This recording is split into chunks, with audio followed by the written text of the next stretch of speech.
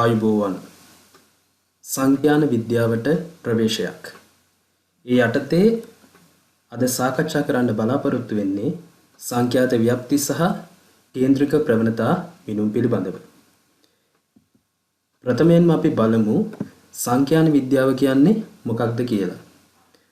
සංඛ්‍යාන විද්‍යාව යනු දත්ත එක්රැස් කිරීම, දත්ත සකස් කිරීම සහ දත්ත විශ්ලේෂණය කිරීම, දත්ත විවරණය කිරීම සහ දත්ත ඉදිරිපත් කිරීම යන සමස්ත ක්‍රියාවලින්ගේ එකතුවක්. එතකොට සංඛ්‍යාන විද්‍යාව ප්‍රධාන වශයෙන් කොටස් දෙකකට බෙදන්න පුළුවන්. එකක් විස්තරාත්මක සංඛ්‍යානය, අනිත් එක අනුමිතික සංඛ්‍යානය. එතකොට විස්තරාත්මක සංඛ්‍යානයෙන් සිද්ධ වෙන්නේ අදාළ ක්‍රමවේදයන් පාවිච්චි කරලා දත්ත විග්‍රහ කරලා ඒවා විස්තර කිරීම හරි සාරාංශගත කිරීම. අනුමිතික සංඛ්‍යානයෙන් සිද්ධ වෙන්නේ අපි යම්කිසි නියදයකින් ලබා ගන්නා තොරතුරු ඒ සංගහනය පිළිබඳ නිගමන වලට එළඹෙන එක. උදාහරණයක් විදිහට අපි දැන් හිතමු අපිට ශ්‍රී ලංකාවේ පාසල් පිළිබඳව යම් සංගණනයක් සිද්ධ කරන්න ඕනේ. හැබැයි ඒක ප්‍රායෝගිකව සිද්ධ කරන්න ගොඩක් අපහසුයි. මොකද සියලුම ඉස්කෝලේ තෝරාගෙන පර්යේෂණයක් සිදු කරන්න අමාරුයි.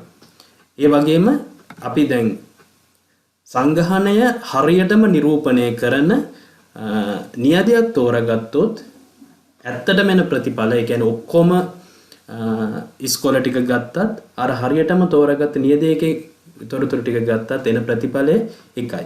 එතකොට මෙන්න මේ අනුමිතික සංඛ්‍යානයෙන් පුළුවන් නියදයකින් ලබා ගන්න තොරතුරු සංගහනයක නිගමන වලට එළඹෙන්න. ඊළඟට අපි බලමු දත්තයක් කියන්නේ මොකක්ද කියලා. දත්ත යනු භෞතික ලෝකයේ තිබෙන සිදුවීමක් හෝ ද්‍රව්‍යයක් මිනුම් කිරීම, නිරීක්ෂණය කිරීම, ගණනය කිරීම ආදිය තුලින් ලබා ගන්න අගයන්. එතකොට දත්ත ලබා ගන්න ආකාරය අනුව අපිට පුළුවන් දත්ත ප්‍රධාන ආකාරයට කොටස් දෙකකට බෙදන්න. එකක් ප්‍රාථමික දත්ත, අනිත් එක ද්විතීයික දත්ත. ප්‍රාථමික දත්තයක් කියන්නේ අපි අපගේ අවශ්‍යතාවය සඳහා අපි විසින්ම විවිධ ක්‍රම පාවිච්චි කරලා දත්ත එක්රැස් කරගන්නවා. එතකොට දත්ත එක්රැස් කිරීම සිදු කරන්නේ අප විසින්මයි. ඒවට අපි කියනවා ප්‍රාථමික දත්ත කියලා. ඊට පස්සේ ද්විතීයික දත්ත කියන්නේ දැන් අපගේ අවශ්‍යතාවය අපේ පර්යේෂණ අවශ්‍යතාවය සඳහා අපිට දත්ත අවශ්‍යයි. හැබැයි අප විසින්ම දත් එකතු කරන්නේ නැහැ. මේ ද්විතීයික දත්වලදී කරන්නේ වෙනත් පුද්ගලයෙක් හරි වෙනත් ආයතන හරි එයාලගේ ප්‍රයෝජනයට එකතු කරලා තියෙන දත් අරගෙන ඉවරලා අපි පාවිච්චි කරනවා. අපි ඒවට කියනවා ද්විතීයික දත්ත කියලා. ඊට පස්සේ දත්ත නිරූපණය කරන්න පුළුවන් මූලික වශයෙන් ක්‍රම 4ක් තියෙනවා. එකක් වචනයෙන් විස්තර කිරීම, අනිත් එක වගුගත කිරීම, ඊට පස්සේ රූප සටහන් ඇඳීම, ප්‍රස්ථාරගත කිරීම. මෙන්න මේ මූලික ක්‍රම 4න් අපි අද කතා කරන්නේ වගුගත කිරීම කියන එක ගැන විතරයි. එතකොට දත්ත වගුගත කරන්න පුළුවන් ආකාර දෙකක් තියෙනවා. ඒවා අපි එතකොට දත්ත අපිට පුළුවන් සංඛ්‍යාත ව්‍යාප්තියක ආකාරයට දක්වන්න. එතකොට සංඛ්‍යාත ව්‍යාප්තියත් ආකාර දෙකක් තියෙනවා. එකක් අසමූහිත සංඛ්‍යාත ව්‍යාප්තිය, අනිත් එක සමූහිත සංඛ්‍යාත ව්‍යාප්තිය. එතකොට අපි මුලින්ම කතා කරමු අසමූහිත සංඛ්‍යාත ව්‍යාප්තියක් කියන්නේ මොකක්ද කියලා. ඒක අපි උදාහරණයක් ඇසුරෙන් බලමු. නිවාස යෝජනා ක්‍රමයක පදිංචි පවුල් පිළිබඳව කරන ලද සමීක්ෂණයකදී පවුලක සිටින සමාජික සංඛ්‍යාව පිළිබඳ රැස් කරගත් දත්ත පහත දැක්වේ. එතකොට මේ දත්ත ටික තියෙනවා. ඊට පස්සේ මේ ඊළඟට මේවා දැන් දත්ත තියෙන මේවා අමු දත්ත විදිහට මේ තියෙන්නේ. ඒ කියන්නේ දත්ත ඒ ආකාරයටම තියෙන, අපි කිසිම සකස් කිරීමක් සිද්ධ කරලා නැහැ. ඊට පස්සේ මෙම දත්තවල වැඩිමාගේ 9 වන අතර අඩුමාගේ 2 වේ. අපි මේ දත්ත ටික නිරීක්ෂණය කරොත් අපිට හොයාගන්න පුළුවන් වැඩිමාගේ 9යි අඩුමාගේ 2යි. දත්තවල වැඩිමාගයෙන් අඩුමාගේ අඩු කළ විට ලැබෙන අගයට අපි කියනවා පරාසය කියලා. එතකොට අපිට පුළුවන් පරාසය හොයාගන්න. පරාසය කියලා කියන්නේ මොකද්ද? දත්තවල වැඩිම අගයෙන් අඩුම අගය අඩු කරන්න ඕනේ. දැන් අපිට පුළුවන් මෙතන වැඩිම අගය හොයාගන්න. මේකේ වැඩිම අගය තමයි 9. ඊට පස්සේ මේකේ අඩුම අගය තමයි 2. එහෙනම් 9න් 2ක් ගියාම මෙයාගේ පරාසය අපිට පුළුවන් හොයාගන්න 7යි කියලා. එතකොට ඇත්තටම බලපුවාම දැන් මේක පරාසය 7යි. එතකොට අගයන් 7ක් ඇතුලේ තමයි මේක විහිදලා තියෙන්නේ. එතකොට ඒ හින්දා තමයි මේක අපිට අසමූහිත සංඛ්‍යාත ව්‍යක්තියක් ආකාරයට දක්වන්න පුළුවන්. සමහර ඒවා තියෙනවා මහා විශාල පරාසයක විහිදිච්ච අගයන්. එතකොට එහෙම අගයන් මෙහෙම එක පේලියකට අසමූහිත සංඛ්‍යාත ව්‍යක්තියක දක්වන්න අමාරුයි. එහෙම දක්වලා ඉවරලා ඒ පිළිබඳ තොරතුරු ලබා ගන්න ගියාම ටිකක් සංකීර්ණයි. ඒ හින්දා අපි මේ වගේ අවස්ථාවලදී කරන්නේ දත්තවල පරාසවල අඩු වගයක් ගන්නා මෙවැනි තොරතුරු පහත ආකාරයට ඔබගත කළ හැකියි. එවැනි වගකට අසමීත සංඛ්‍යාත ව්‍යක්තියක් කියලා කියනවා. දැන් මෙතන බලන්න නිවාසක සිටින සංඛ්‍යාව මෙතන තියෙනවා 2ක්. දෙකේ ඒවා කීයක් තියෙනවද කියලා අපිට මෙතනින් ගණන් කරගෙන මේ විදිහට සංඛ්‍යාත ව්‍යක්තිය හදා ගන්න පුළුවන්. එතකොට නිවාසයක සමාජික සංඛ්‍යාව 2ක් ඉටිනේවා තියෙන්නේ පවුල් ගාන 2යි. අපි ඒකට කියනවා සංඛ්‍යාතය කියලා. සමාජික 3ක් ඉන්නේවා 4ක් තියෙනවා. එතකොට අපිට මේ ආකාරයට ඒ දත්තෙන්ම අපිට පුළුවන් කීයක් ඉන්නවද කියලා දාන්න. මෙහෙම කරන්න පුළුවන්. දැන් මෙතන තියෙන 1යි 2යි 3යි 4යි 5යි 6යි 7යි 8යි. හරිද? මෙතන තියෙන්නේ 8යි. එහෙම ඒ තියෙන්නේ 8ක් හින්දා අපිට පුළුවන් මේක මේ විදිහට අසමූහිත සංඛ්‍යාත ව්‍යක්තියක දක්වන්න. එතකොට පරාසය විශාල වුණාම මම ඉස්සෙල්ලා පැහැදිලි කරා වගේ පරාසය ගොඩක් විශාල වුණාම අපිට මේ විදිහට දාන්න බෑ. අපි හිතන්නකෝ 1 ඉඳලා 100ට තියෙනවා කියලා ඉලක්කම්. එතකොට අපිට ඕනේ පේලි 100ක් වගුගත කරන්න. එතකොට ඒක ප්‍රායෝගික නැහැ. එහෙම වුණාම අපිට ගණනය කිරීම සිද්ධ කරන්නත් අමාරුයි. අපි අන්න ඒ වගේ අවස්ථාවල යනවා සමූහිත සංඛ්‍යාත ව්‍යක්ති වලට. එතකොට ඒකත් අපි උදාහරණයක් ඇසුරෙන් බලමු. වාර පරීක්ෂණයේදී පාසලක 10 ශ්‍රේණියේ ළමයින් ගණිත විෂය සඳහා ලබාගත් ලකුණු පිළිබඳ තොරතුරු පහත දැක්වේ. ලකුණු ටික තියෙනවා. දැන් මේ අවස්ථාවේදී අපිට අපි බලමු මෙයාගේ වැඩිම අගය 94යි අඩුම අගය 8යි. අපි ආපහු බලමු මෙයාගේ පරාසය කීයද කියලා. එතකොට මේ දැන් අපිට පුළුවන් පරාසය හොයාගන්න. වැඩිම අගය ආව 94ක් අඩුම අගය ආව 8ක්.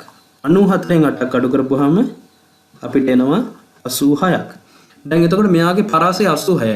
මේක ටිකක් විශාල පරාසයක්. එතකොට අපිට අර කලින් දැක්වුවා වගේ එක අගයෙන් එක අගයට දක්වන්න ටිකක් අපහසුයි. එතකොට දත්තවල පරාසය විශාල නිසා එක් එක් අගය යටතේ වගුගත කිරීමේදී ඉතා දීර්ඝ වගුවක් ලැබේ. එවැනි අවස්ථාවලදී දත්ත කාණ්ඩ වලට බෙදා නිරූපණය කරනවා. එතකොට මේ කාණ්ඩ වලට බෙදලා නිරූපණය කරනවා. අපි ඒවට කියනවා පන්ති ප්‍රාන්තර කියලා. අපි බලමු කොහොමද පන්ති ප්‍රාන්තර වලට වෙන් කරන්නේ කියලා. මේ තියෙන්නේ කලින් අපි ගත්ත දත්ත ටික ප්‍රාන්ති ප්‍රාන්තර අනුව බෙදලා තියෙනවා. එතකොට මේ ප්‍රාන්ති ප්‍රාන්තරයේ තියෙන 8 ඉඳලා 16ට ඊළඟට 17 ඉඳලා 25ට 26 ඉඳලා 34ට තියෙනවා කියන්නේ ඒ වගේ ප්‍රාන්ති ප්‍රාන්තර අරගෙන ඉවරලා අපි මේක නිරූපණය කරලා තියෙනවා. මේ ප්‍රාන්ති ප්‍රාන්තර වල නිරූපණය කරන්න හේතුව පරාසය අතිවිශාලයි. එක එක අගයක් ගිහිල්ලා අරගෙන ඉවරලා නිරූපණය කරන්න ගියොත් ඊටා දිග වගුවක් එනවා. ඊට පස්සේ ඒවා ගණනය කිරීම කරන්නත් අපහසුයි. එතකොට මේ විදිහට ප්‍රාන්ති ප්‍රාන්තර සහිතව තියෙන සංඛ්‍යාත ව්‍යක්තියකට අපි කියනවා සමූහිත සංඛ්‍යාත ව්‍යක්තියක් කියලා. ඊට පස්සේ මේ ප්‍රාන්ති ප්‍රාන්තර වලට වෙන් කරනකොට වෙන් කරන්න පුළුවන් ක්‍රම දෙකක් තියෙනවා. එකක් තමයි අපි ඉස්සලම තීරණය කරනවා මට ප්‍රාන්ති ප්‍රාන්තර මෙන්න මෙච්චර ගාණක් ඕනේ. ඒ කියන්නේ අපි හිතමුකෝ 10ක් ඕනේ 8ක් ඕනේ. එහෙම තීරණය කරලා ඉවර වෙලා අපිට පුළුවන් වෙන් කරන්න. එහෙම නැත්නම් අපි ගන්නවා ප්‍රාන්ති ප්‍රාන්තරයේ තරම. ඒ කියන්නේ එක ප්‍රාන්ති ප්‍රාන්තරයක් අපි හිතමුකෝ තරම 5 වෙච්ච ප්‍රාන්ති ප්‍රාන්තර ගන්නවා. එතකොට පුළුවන් අපිට ඒ ප්‍රාන්ති ප්‍රාන්තර සකස් කරලා ඉවර වෙලා ඊට අදාළව සංඛ්‍යාතයන් හොයන්න. අපි ඒ කරන හැටි පොඩ්ඩක් කෙටියෙන් පොඩ්ඩක් සාකච්ඡා කරමු. ප්‍රාන්ති ප්‍රාන්තර සංඛ්‍යාව තීරණය කරලා කොහොමද කරන්න කියලා බලමු. මෙන්න උදාහරණයක් දීලා තිනවා. දැන් පරාසය හොයාගන්න දන්නවා. මං හින්දා කෙලින්ම පරාසයෙන්ම පටන් ගන්න දීලා තිනවා. එතකොට පරාසය 45ක් වන දත්ත සමූහයක් ප්‍රාන්ති ප්‍රාන්තර 12කට වෙන් කළ යුතුයයි සිතන්න. එතකොට දැන් පරාසය 45යි. පරාසය කොහොමද හොයාගත්තේ? වැඩිම අගයෙන් අඩුම අගය අඩු කරා. ඊට පස්සේ ප්‍රාන්ති ප්‍රාන්තර 12කට බෙදන්න ඕනේ කියලා අපි තීරණය කරනවා. එහෙනම් මොකද කරන්නේ? අපිට හොයාගන්න පුළුවන් ප්‍රාන්ති ප්‍රාන්තරයේ තරම 12කට බෙදන්න නම් කීයද යන්නේ කියලා. එහෙනම් ප්‍රාන්ති ප්‍රාන්තරයේ තරම හොයන්නේ පරාසය බෙදෙනවා ප්‍රාන්ති ප්‍රාන්තර සංඛ්‍යාවෙන්. අපේ පරාසය කීයද? 45යි. ප්‍රාන්ති ප්‍රාන්තර සංඛ්‍යාව අපි මේක තීරණය කරා ප්‍රාන්ති ප්‍රාන්තර 12කට බෙදනවා කියලා. එහෙනම් 45 බෙදනවා 12න්.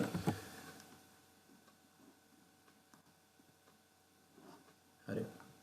අපි බලමු. 45 බෙදීම 12.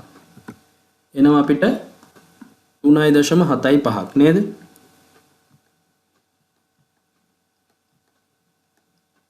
හැබැයි අපි ප්‍රාන්ති ප්‍රාන්තරයේ තරම ගන්නකොට අපි දශම සංඛ්‍යා ගන්නෙ නැහැ. ඒ හින්දා අපි මේක ආසන්න පූර්ණ සංඛ්‍යාවට වටයනවා. 3.75 ආසන්න 4ට. එතකොට අපි මේ දැන් ප්‍රාන්ති ප්‍රාන්තර 12කට බෙදා ගන්න නම් ගන්නේ තරම 4 වෙච්ච ප්‍රාන්ති ප්‍රාන්තර තමයි. ඊළඟට අපි බලමු ප්‍රාන්ති ප්‍රාන්තරයේ තරම ඉස්සලා තීරණය කරනවා. ඊට පස්සේ අපිට හොයාගන්න ඕනේ ප්‍රාන්ති ප්‍රාන්තර සංඛ්‍යාව කීයද කියලා. උදාහරණයක් ඇසුරෙන් බලමු. පරාසය 45ක් වන දත්ත සමූහයක් ප්‍රාන්ති ප්‍රාන්තරයේ තරම 5ක් වනසේ වෙන් කළ යුතුයයි සිතන්න.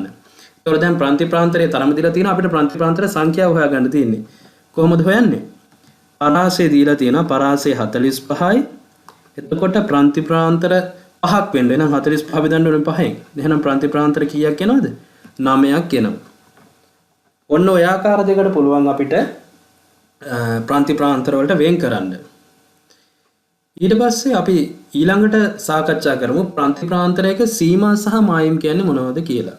මෙන්න තියෙනවා සිසුන් 30 දෙනෙකුගේ උස ආසන්න සෙන්ටිමීටරයේ මැනීමෙන් ලබාගත දත්ත තියෙනවා මේ දක්වලා තියෙනවා. අපි ඉස්සෙල්ලා මේ දත්වල පරාසය බලමු. අපිට වැඩිම தත්ත්වයේ තියෙනවා 158ක් අඩුම தත්ත්වයේ තියෙනවා 130ක්. එහෙනම් අපිට පරාසය හොයාගන්න පුළුවන් වැඩිම දත්තයෙන් අඩුම දත්තය අඩු කරනවා 158න් 130ක් ගියාම අපිට හොයාගන්න පුළුවන් 28යි කියලා. එතකොට පරාසය දැන් අපි හොයාගත්තා 28යි. එතකොට මෙන්න දැන් අපි මේක ප්‍රාන්ති ප්‍රාන්තර 6කට ගොනු කරන්න යනවා. ප්‍රාන්ති ප්‍රාන්තර 6කට ගොනු කරන්න නම් අපි ඉස්සලා හොයාගත්ත ප්‍රාන්ති ප්‍රාන්තරය 6කට ගොනු කරන්න නම් අපි බෙදන්න ඕනේ කොහොමද? ප්‍රාන්ති ප්‍රාන්තරයේ තරම හොයා ගන්න ඕනේ දැන්. නේද? ප්‍රාන්ති ප්‍රාන්තරයේ තරම කොහොමද හොයාගන්නේ? අපි ඉස්සලා මේක සාකච්ඡා කරා. පරාසය බෙදන්න ඕනේ ප්‍රාන්ති ප්‍රාන්තර ගණනේ.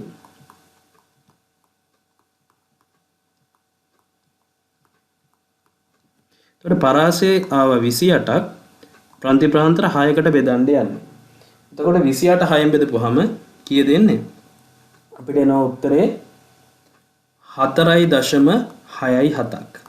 මම මේක ඉස්සෙල්ලත් කිව්වා අපි මේකේ ආසන්න අගය ගන්නවා 4.67 ළඟ 5ට. එතකොට දැන් අපි මේ කොහොමද බෙදන්න යන්නේ? තරම 5 වෙච්ච ප්‍රාන්ති ප්‍රාන්තර 6කට වෙන් කරන්න යන්නේ. එතකොට දැන් හරි. දැන් මේක හරි. දැන් තරමත් හරි ප්‍රාන්ති ප්‍රාන්තර ගානත් හරි. අපි ඉස්සෙල්ලම බලනවා එහෙනම් ප්‍රාන්ති ප්‍රාන්තර පටන් ගන්නෙ කොහෙන්ද කියලා. අපි දත්වල පරාසය හොයනකොට අපි හොයාගත්ත අවමාගේ 130යි කියලා. එහෙනම් අපිට මේක පටන් ගන්න පුළුවන් 130න්. නේද? 130 ඉඳලා 5ක් ගියම 130 ඉඳලා 135ට කියලා අපිට පුළුවන් එහෙම හදන්නත් පුළුවන්. තව ක්‍රමයක් තියෙනවා. මම මේක ක්‍රම දෙකකට කියන්නම්. ඊට පස්සේ බලමු මොකද්ද මේ අපිට ගන්න පුළුවන් ක්‍රම දෙක කියලා. මේ තියෙන උස ආසන්න සෙන්ටිමීටරෙට තියෙන්නේ. ආසන්න සෙන්ටිමීටරයට ගත්ත හින්දා මේ කියන්නේ 130යි ඊට පස්සේ ඊළඟට එන්නේ 131යිනේ. 130යි 131යි අතර දශම සංඛ්‍යා මේ අරන් තියෙන දත්ත සමූහයට අනුව නැහැ. ඊට හේතුව මේ ආසන්න සෙන්ටිමීටරයට ගත්ත හින්දා. සමහර ඒවා තියෙනවා තියෙන ඒවා. දැන් මේක එහෙම ඒවා නැති හින්දා අපිට මේක දක්වන්න පුළුවන් ආකාර දෙකක් තියෙනවා. ඉස්සලම මුල් ප්‍රාන්ති ප්‍රාන්තරය තෝරා ගන්න ඕන. දත්තවලමගේ 130යි මං කිව්වා ඉස්සෙල්ලත්. එහෙනම් මුල් ප්‍රාන්ති ප්‍රාන්තරය 130න් ආරම්භ කරන්න පුළුවන්.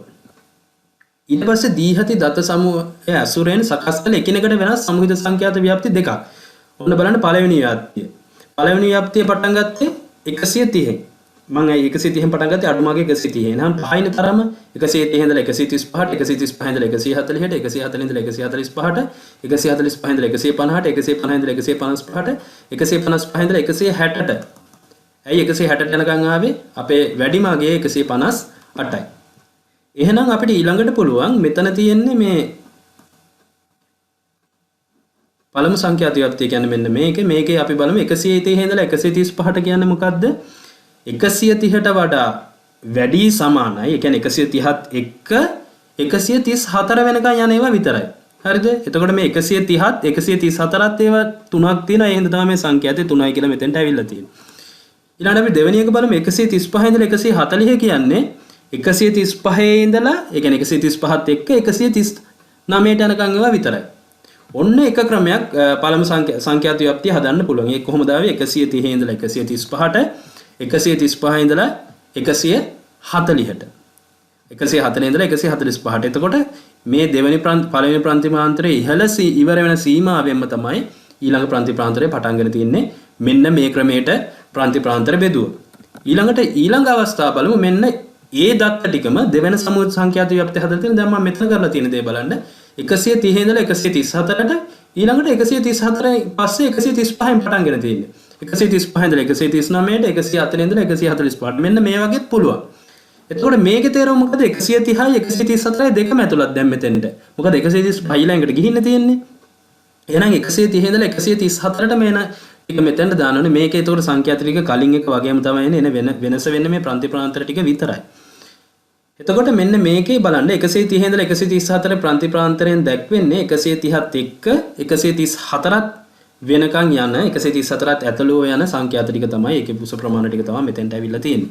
එතකොට 135 ඉඳලා 139 කියන්නේ 135ත් ඇතුළත්ව 139ත් ඇතුළත්ව ඒ තියෙන උස ප්‍රමාණ ටික සංඛ්‍යාතෙ මෙතන අරන් තියෙනවා. දැන් අපි බලමු මෙන්න මේ කලින් ගත්ත ප්‍රාන්ත ව්‍යාප්තියයි දැන් තියෙන එකයි නිරීක්ෂණය කරලා බලමු මොනවද ඒකේ තියෙන වෙනස්කම් කියලා. එතකොට මුල් ව්‍යාප්තියේ තිබ්බේ ප්‍රාන්තවල හිඩස් තිබ්බේ නැහැ. කොහොමද ගියේ? 130 ඉඳලා 135ට 135 ඉඳලා 140ට 140 ඉඳලා 145ට මැද හිඩස් නැහැ. අර ඒක මම ඉස්සලා විස්තර කරා. ඊළඟට මේ ප්‍රාන්ත වලට පොදු සීමාවක් තියෙනවා නේද? 130 ඉඳලා 135ට ගිහලා එහෙනම් 135 මේ පටන් ගන්න තියෙනවා. ඒතකොට 135 කියලා පොදු සීමාවක් තියෙනවා. දෙවනි ව්‍යාප්තිය එහෙම නැහැ. 130 ගිහලා පටන් ගන්න තියෙන 135ට. අපි දන්නවා මේ අපිට ජාල රේඛ එහෙම අඳින්න පුළුවන් නේද? එතකොට මේ ජාල රේඛ එහෙම අඳිනකොට අපිට පුළුවන් 130 ඉඳලා 134ට ඇවිල්ලා ඉවරලා පොඩි ඉඩක් තියලා ඊළඟට 135න් පටන් අරන් එහෙම ලකුණු කරන්න විදිහක් නැහැ. එහෙනම් අපිට තියෙන්න ඕනේ පොදු සීමාවක් තියෙන්න ඕනේ. දැන් මේ වගේ ප්‍රාන්තර සකස් කරලා තිබ්බහම පොදු සීමාවක් නැහැ. අපි එතකොට අපි ප්‍රාන්තවල මායිම් හොයනවා. එතකොට හිඩසක් ජාලරේක යන්දින්න වගේ වට අපි හිඩසක් තියෙන්න හොඳ නැහැ. ඒ හින්දා දෙවෙනි ව්‍යාප්තිය අපිට පුළුවන් සුදුසු විදිහට වෙනස් කරන්න. වෙනස් කරනකොට අපි පොදු මායමක් හඳුන්වලා දෙනවා. එතකොට අපි බලමු දෙවෙනි ව්‍යාප්තිය ගැන දැන් අපි කතා කරන්නේ 130 ඉඳලා 134 ප්‍රාන්තර ඉහළ සීමාව වෙන්නේ 134 135 ඉඳලා 139 වෙන ප්‍රාන්තරයේ පහළ සීමාව කියන්නේ 135. ඒ කියන්නේ මෙන්න මෙහෙම 130 ඉඳලා 134ට යනවා. ඊළඟට පටන් ගන්න 135 ඉඳලා 139ට යනවා. එහෙනම් මෙන්න මේ අගයන් දෙක ගත්තාම මේ අගයන් දෙකේ මැද අගය අපි අඳුරලා දෙනවා. මොකද්ද? මැද අගය 134.5යි. එහෙනම් මම මේක පළවෙනි එක මම චුට්ටක් නොලියා ඉන්නම්. ඊළඟට මෙතන පටන් යනවා කීයට එනකන් 134.5ට වෙනකන්. ඊළඟේ පටන් ගන්න කීයද? 134.5න් පටන් අරන් යනවා. කවට වෙනකන් 139.5ට වෙනකන්.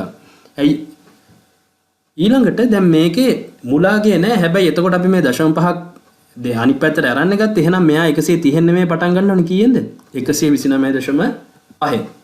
හරිද? එතකොට මේ නව ව්‍යාප්තිය මෙන්න මේ මට දක්වලා තියෙනවා. එතකොට මේවා තමයි කියන්නේ මායම සහිත ප්‍රාන්තරය කියලා. මේ ප්‍රාන්තර දීලා තිබ්බට පස්සේ ඒව අපිට සන්තතික කරගන්න ඕනේ. ඒ කියන්නේ ඉවර වෙච්ච තැනින්ම පටන් ගන්න විදියට හදා ගන්න ඕන උනහම මොකද කරන්නේ?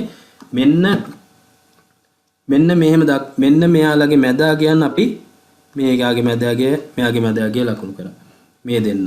ඊට පස්සේ මේ දෙන්නගේ මැදගය ගත්තා. හරිද? අපි මෙන්න මේ වගේ කරලා තමයි මේක ලකුණු කරලා මේක හදාගත්තේ. එහෙම තමයි ප්‍රාන්තරයේ මායිම් හදාගන්නේ. ඊළඟට ප්‍රාන්තරයේ තරම හොයාගන්න පුළුවන් ප්‍රාන්තරයේ ඉහළ මායිමෙන් ප්‍රාන්තරයේ පහළ මායිම අඩු කරලා. අපි උදාහරණයක් බලමු. අපි දැන් ගත්ත ප්‍රාන්තරය ගලමුකෝ. මොකද්ද 29.5 ඉඳලා 34.5 වෙනකම්. අර ප්‍රාන්ති ප්‍රාන්තරයේ තරම මට හොයාගන්න පුළුවන්. ඉහළ ප්‍රාන්ති ප්‍රාන්තරයේ මායම කියන්නේ 34.5 අඩු කිරීම 29.5. ඊයේ දෙන්නේ 5යි. ඊළඟට බලමු ප්‍රාන්ති ප්‍රාන්තරයේ මධ්‍යගය. ප්‍රාන්ති ප්‍රාන්තරයේ මධ්‍යගය හොයාගන්නේ ප්‍රාන්ති ප්‍රාන්තරයේ ඉහළ සීමාවයි පහළ සීමාවයි එකතු කරලා දෙකට බෙදනවා. අපි ගමුකෝ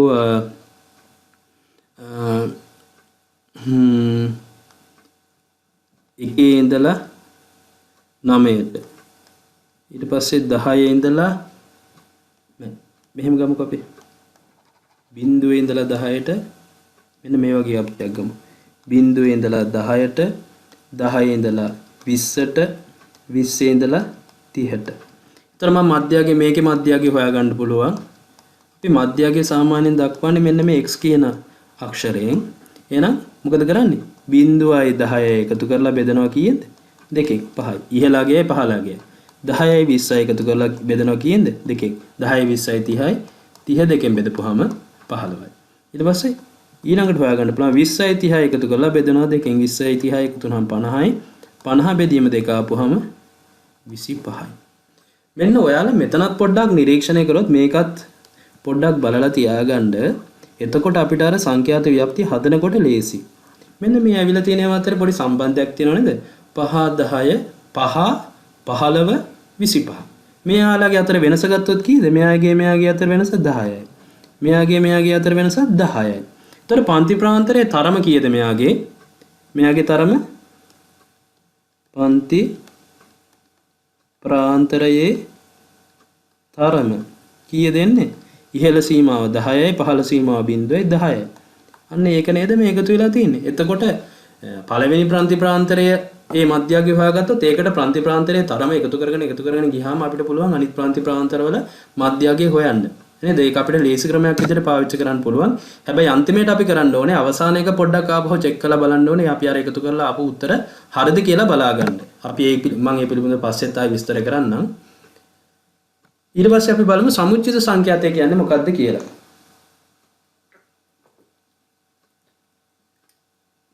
සමුච්චිත සංඛ්‍යාතය ආකාර දෙකකට විස්තර කරන එකක් වැඩි වෙන සමුච්චිත සංඛ්‍යාතය. ඒ කියන්නේ එක්තරා ප්‍රාන්ති ප්‍රාන්තරයක සංඛ්‍යාතයේ එම ප්‍රාන්ති ප්‍රාන්තරයට පහළින් නැති ප්‍රාන්ති ප්‍රාන්තරවල සංඛ්‍යාතයන්ගේ එකතුව අපිට අරන් ගන්න පුළුවන්. අනිත් එක තමයි අඩු වෙන සමුච්චිත සංඛ්‍යාතය. එක්තරා ප්‍රාන්ති ප්‍රාන්තරයක සංඛ්‍යාතය එම ප්‍රාන්ති ප්‍රාන්තරයට ඉහළින් ඇති ප්‍රාන්ති ප්‍රාන්තරවල සංඛ්‍යාතයන්ගේ එකතුවෙන් අපිට ගන්න පුළුවන්. අපි උදාහරණකින් මේ පිළිබඳව සාකච්ඡා කරමු. මෙන්න උදාහරණය. පන්තියක ළමයි 32ක් ගණිත පරීක්ෂණයකදී ලබාගත් ලකුණු පහත ආකාරයට සංඛ්‍යාත ව්‍යාප්තියකින් දක්වා ඇත.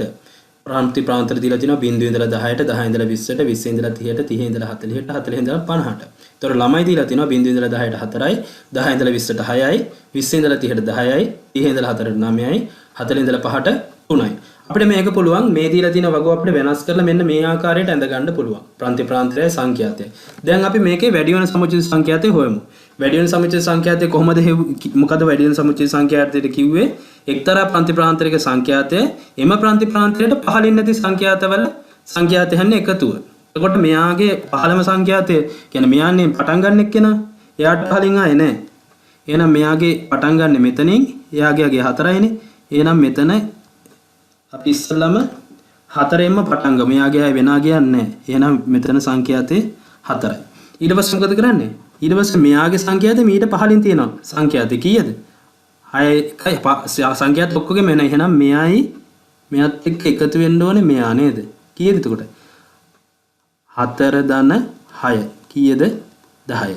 දැන් පහළින් තියෙන සංඛ්‍යාත වල එකතුව මෙතෙන්ට ඇවිල්ලා තියෙන්නේ. එහෙනම් මෙයත් එක්ක එකතු වෙන්න ඕනේ මෙයා දැන්. ඒ කියන්නේ 10 ධන 10 20යි. ඊළඟට මේ 20යි මේ 9 එකතු වෙන්න ඕනේ නේද? 20 ධන 9 29. ඊට පස්සේ මේ 29යි මේ 3යි එකතු වුණාම එනවා කීයද? 32ක්. ඒතකොට සමුච්චිත සංඛ්‍යාත ටික එන්නේ මෙන්න මේ විදිහට තමයි හොයාගන්නේ. ඔය වැඩි වෙන සමුච්චිත සංඛ්‍යාතය.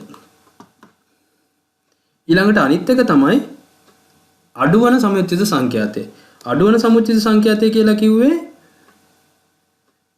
එක්තරා ප්‍රාන්ති ප්‍රාන්තරයක සංඛ්‍යාතය එම ප්‍රාන්ති ප්‍රාන්තරයට ඉහළින් නැති ප්‍රාන්ති ප්‍රාන්තරවල සංඛ්‍යාතයන් එකතු. දැන් අනිත් පැත්තට යන්න ඕනේ. ඉහළින් තියෙන ප්‍රාන්ති ප්‍රාන්තරවල එකතුව. දැන් මෙයාගේ තියෙන්නේ 4යි. මෙයාට ඉහළින් තමයි අනුත් ඔක්කොම තියෙන්නේ. ඒ ටික ඔක්කොම එකතු වුනහම කීයද? 32යි. මේක ඔක්කොගෙම එකතුනේ අහන්නේ ඉහළින් තියෙන වගේ එකතුව. එහෙනම් ඊට පස්සේ මෙයාගේ ගියාට පස්සේ මෙයාට ඉහළින් තියෙන මේකට ආවට පස්සේ මෙන්න මෙතෙන්ට ආවට පස්සේ මෙයාට ඉහළින් තියෙන 6ට ඉහළින් තියෙන කියන්නේ මෙන්න මේ ටික. මෙයාට පහලින් එකක් තියෙන. එතකොට ඒක මෙතෙන්ට එන්න බෑ. එහෙනම් අපි මොකද කරන්නේ? මේ 32න් අපි මෙන්න මේ 32න් අඩු කරලා දානවා මෙන්න මේ 4. එතකොට 32න් 4ක් අඩු කරනවා. කීයද? 28යි. නේද? ඊට පස්සේ දැන් ඊළඟට කරන්නේ මොකද්ද? මේ 28න් අඩු කරනවා කීයද? මෙන්න මේ 6. එතකොට 28න් 6ක් ගියම එනවා 22ක්. ඊළඟට මොකද කරන්නේ? මෙන්න මේ 22න් අඩු කරනවා මේ 10. 22 අඩු කරනවා 10න්. එතකොට එනවා 12. ඊට පස්සේ 12න් අඩු කරනවා මෙන්න මේ 9 නේද? එතකොට එනවා 3ක්. එතකොට අනිවාර්යෙන් දැන් ඉස්සල්ලා පටන් ගත්තේ 4න් ඊට පස්සේ ගියා. දැන් මේ වැඩි වෙන අඩු වෙන සමුච්චය සංඛ්‍යාතය ගත්තට පස්සේ ඉවර වෙන්න ඕන මොකද්ද? මෙන්න මේ 3 කියන අගෙන්. මොකද ඒක තමයි අන්තිම එකේ සංඛ්‍යාතය තියෙන්නේ. එතකොට අපි ගොඩාක් වෙලාවට පාවිච්චි කරන්නේ මේ වැඩි වෙන සමුච්චය සංඛ්‍යාතය තමයි. මොකද අපිට එතකොට අර එකතු කරගෙන යනකොට අඩු කරනකොට වඩා ලේසි හින්දා ඒ හින්දා මේ එක ක්‍රමයක් දැනගත්තත් ප්‍රමාණවත්. ඔව් සමුච්චය සංඛ්‍යාතය කියන එකේ තේරුම එකතු වෙනවා කියන එක. එතකොට ඉහත වැඩි වෙන සමුච්චය සංඛ්‍යාත වර්ගයේ 20 30 ප්‍රාන්තරය මෙන්න තියෙනවා 20 30 ප්‍රාන්තරේ අදාළ සමුච්චය සංඛ්‍යාතය වෙන්නේ 30ට වඩා සියලු වගයන් එකතු. මේ 20 30 කියන්නේ මෙන්න මේ 30ට වඩා. ඒ කියන්නේ බිංදුවේ ඉඳලා 30ට එනකන් තියෙන සියලුම වගයන්ගේ එකතු තමයි මේ 20 කියලා අපිට අවිල්ලා තියෙන්නේ. ඊට පස්සේ ඊළඟ 40 ඉඳලා 50 આવොත් එහෙම මෙන්න මේක. ඒ කියන්නේ 50ට වඩා අඩු වෙන ලකුණු ගත්ත ළමයි සියල්ලම මෙතනින් ඉන්නවා 32. අන්න ඒ විදිහට තමයි සමුච්චය සංඛ්‍යාතය කියන එකේ තේරුම වෙන්නේ. දැන් අපි බලමු කේන්ද්‍රික ප්‍රවණතා මිනුම් පිළිබඳව. මේ යටතේ බහුලවම පාවිච්චි වෙන කේන්ද්‍රික ප්‍රවණතා මිනුම් පහක් පිළිබඳව කතා කරන්න බලාපොරොත්තු වෙනවා. සමාන්තර මධ්‍යයන්නේ, මාතය, මධ්‍යස්ථය, චතුර්ථක සහ ප්‍රතිශතක පිළිබඳව අපි අද කතා කරනවා. මීට අමතරව තව කේන්ද්‍රික ප්‍රවණතා මිනුම් තියෙනවා. අපි මේ මූලික ටික විතරක් අද සාකච්ඡා කරමු. ඉස්සලම මධ්‍යයන්ය. මේක අපි දන්නවා දත්ත සමූහයක සියලුම දත්තයන්ගේ අගයන් වල එකතුව දත්ත සංඛ්‍යාවෙන් බෙදූ විට ලැබෙන අගය එම දත්ත සමූහයේ මධ්‍යයන්ය වේ. එනම් දත්ත සමූහයක සාමාන්‍ය අගය. අපි කියන්නේ දත්ත සමූහයක සාමාන්‍ය අගය තමයි අපි හොයාගන්නේ මධ්‍යයන්ය කියලා.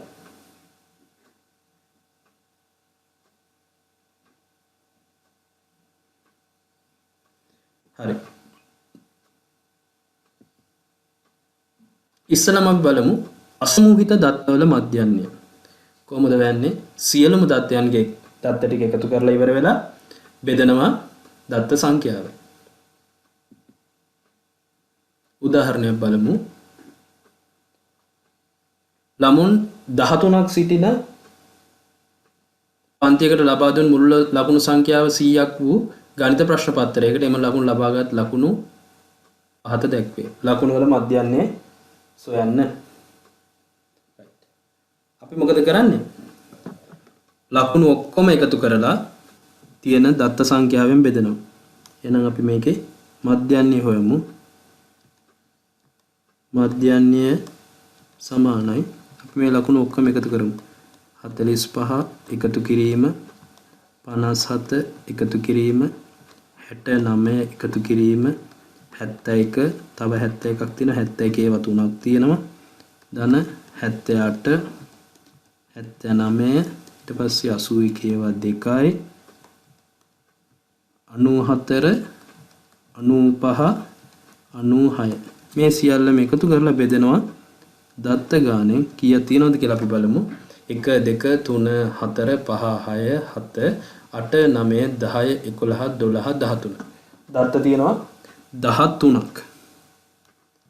එතකොට අපිට මේ ටික එකතු කරන්න පුළුවන් 45 ඉඳලා මේ 96 තියෙනකම් මේ ටික ඔක්කොම එකතු කරපුවාම එනවා එකතුව 931ක්. අපි මේ 931 බෙදනවා 13න් 931 13න් බෙදපුවාම අපිට එනවා 71.615ක්.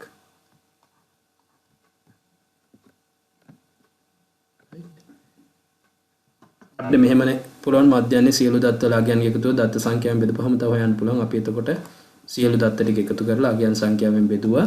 එතකොට අපිට ආවා 71.61ක් මධ්‍යන්නේ විදිහට. එතකොට මේ අගේ ගණිත ප්‍රශ්න පත්‍රයේ මුල් සංඛ්‍යාව 100යිනේ.